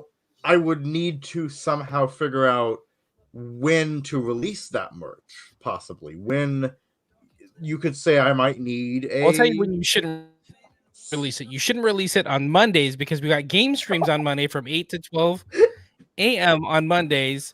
Young Phil is playing video games, making fun of everybody. I'm just kidding. He's having a good old time. No. What are we playing? What are we playing this week? So we let the chat choose what I was playing on Monday. Oh, And funny enough, the chat God. chose Call of Duty for the first half because the beta was out for Call of Duty Modern Warfare 3. Oh, cool. And so I played that until about 10:15 because the beta closed, right? And from there, again, the chat voted and we started Assassin's Creed Mirage. Nice. What if the chat votes and we say Super Mario Wonder you play on Monday? Then that means that either Fours or Graveyard are going to have to take over, which Graveyard's, not able to play because he's working. Fours, I don't know what you're doing on Mondays, but Sleeping. I'm Yeah, probably sleeping. yeah. Well, Fair. you just may have to go get a Switch, young Phil. Now, what the real question is when is the chat going to ask young Phil to play Bluey? That's the real question. Oh God, James, if you buy the game, I will play it. Yeah. If you buy the game, I will play it.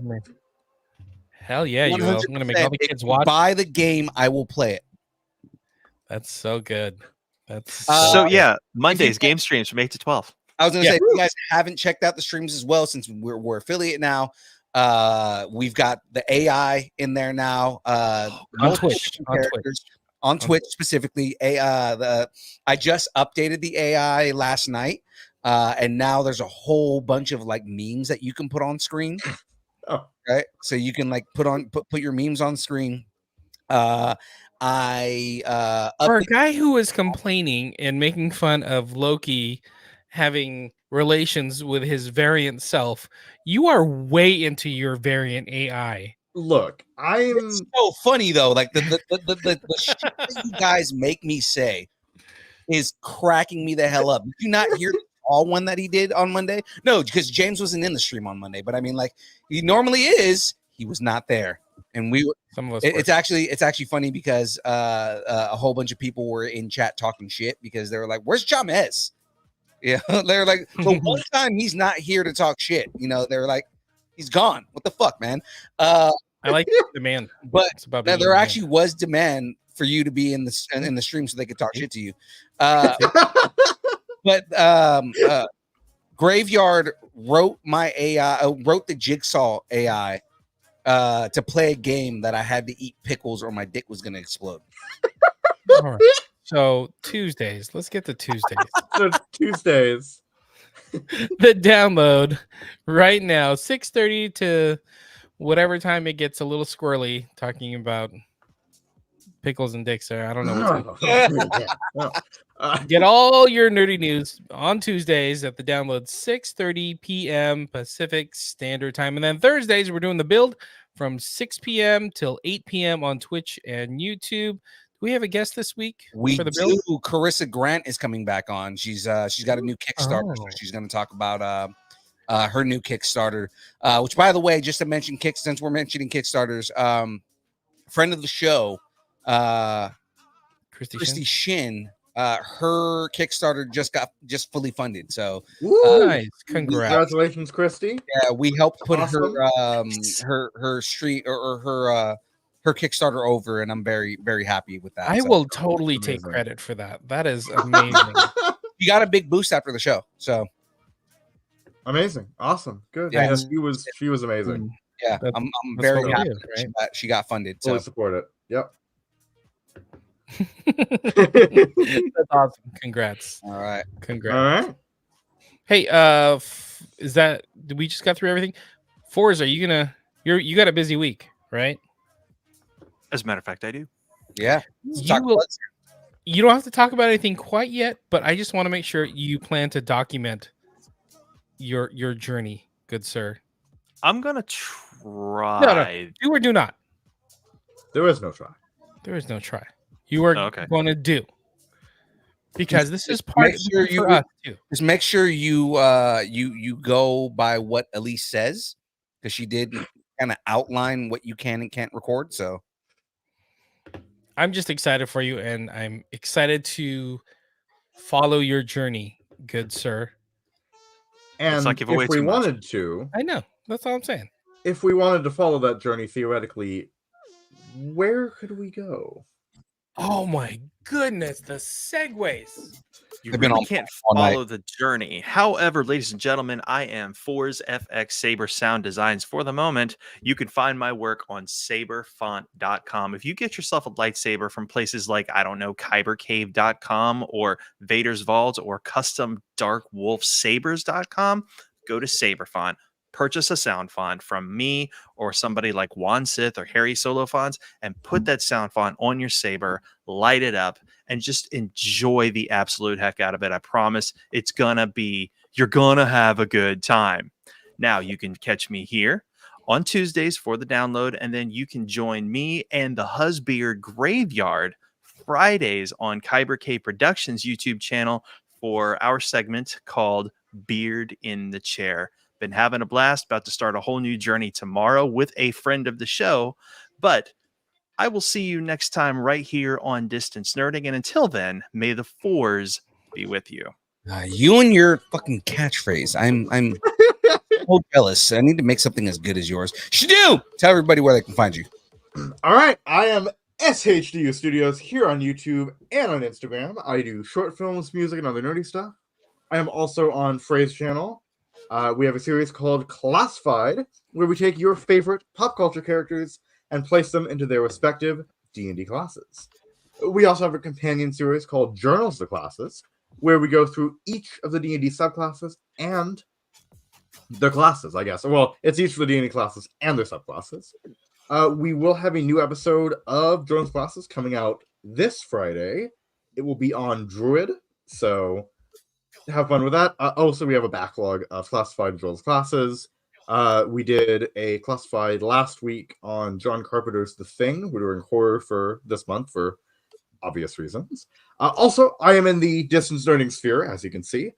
I am on the download on Tuesdays, the build on Thursdays, and I'm on Kyber Cave Productions for the Saturday morning no doubt. Nice. So James, what's the end of the line here? End of what line? There's no end. It's just a circle. It's a circle. All right. It's the snake eating itself. Oh yeah. It is the an Ouroboros. Ouroboros. Mm-hmm. Mm-hmm. Oh, But for until the then- love of God. If you have something you want to discuss, It's an tell Ouroboros. us what you're nerding out on, and make sure to let Ouroboros. us know in the Facebook group, The Distance Nerdington Post. Of course, ladies and gentlemen, if you really want to support us, if you really want to get up there and help us out, the best way to support us in any way is to go to distancenerding.com. Head up to the top of the screen. You'll see a little button that says buy us a taco, and you can buy us a taco. Be a part of the taco party. Ladies and gentlemen, be as cool as so many other people that are out there that support us and help us along our way so that we can continue to try and entertain you the best way that we can, and also to get more prizes and give more things away. Another way you can support us now too is if you do follow us on Twitch, you can now subscribe to Distance Nerding, and that gets you in on things on the Twitch stream, but also I'm going to be doing prize giveaways on Twitch, specifically in the game streams, once we hit certain subscriber numbers.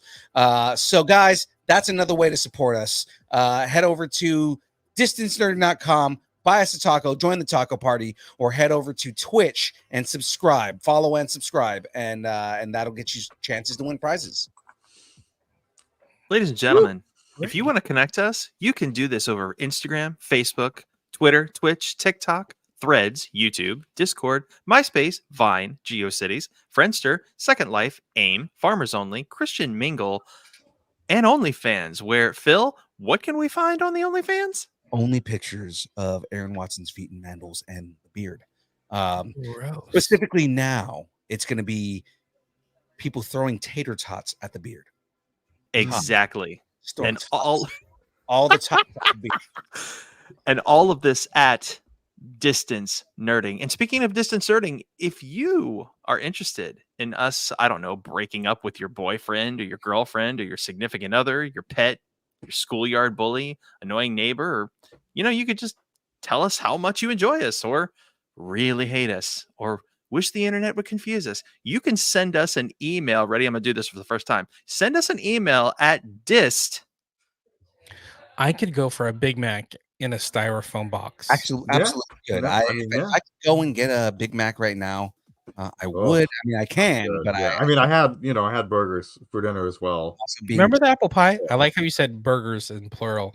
Yeah, I had one. No, but if you get an apple pie, you have to eat it with a spoon. And snerding, at AOL.com. Oh, and we'll read it right here on the air, like the guy who hijacked Force's email. Just the random, Thank you all. Random person, we don't know who they are. Nope, not at all. Hey, everybody, thanks, and keep nerding together. All right. Together.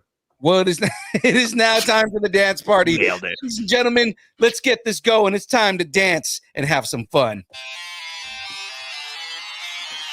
Where do we go? SHDU.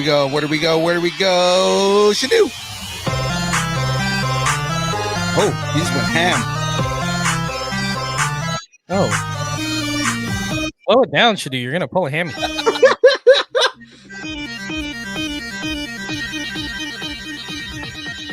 Distance nerding.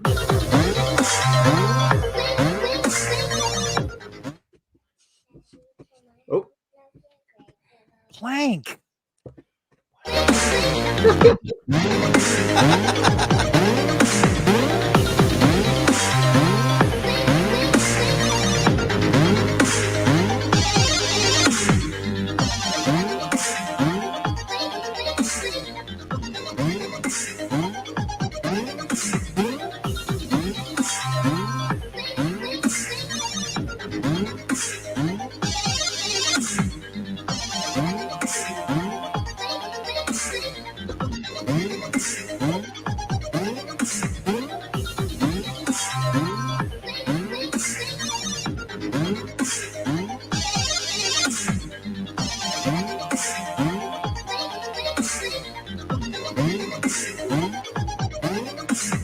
We'll see everybody on Thursday.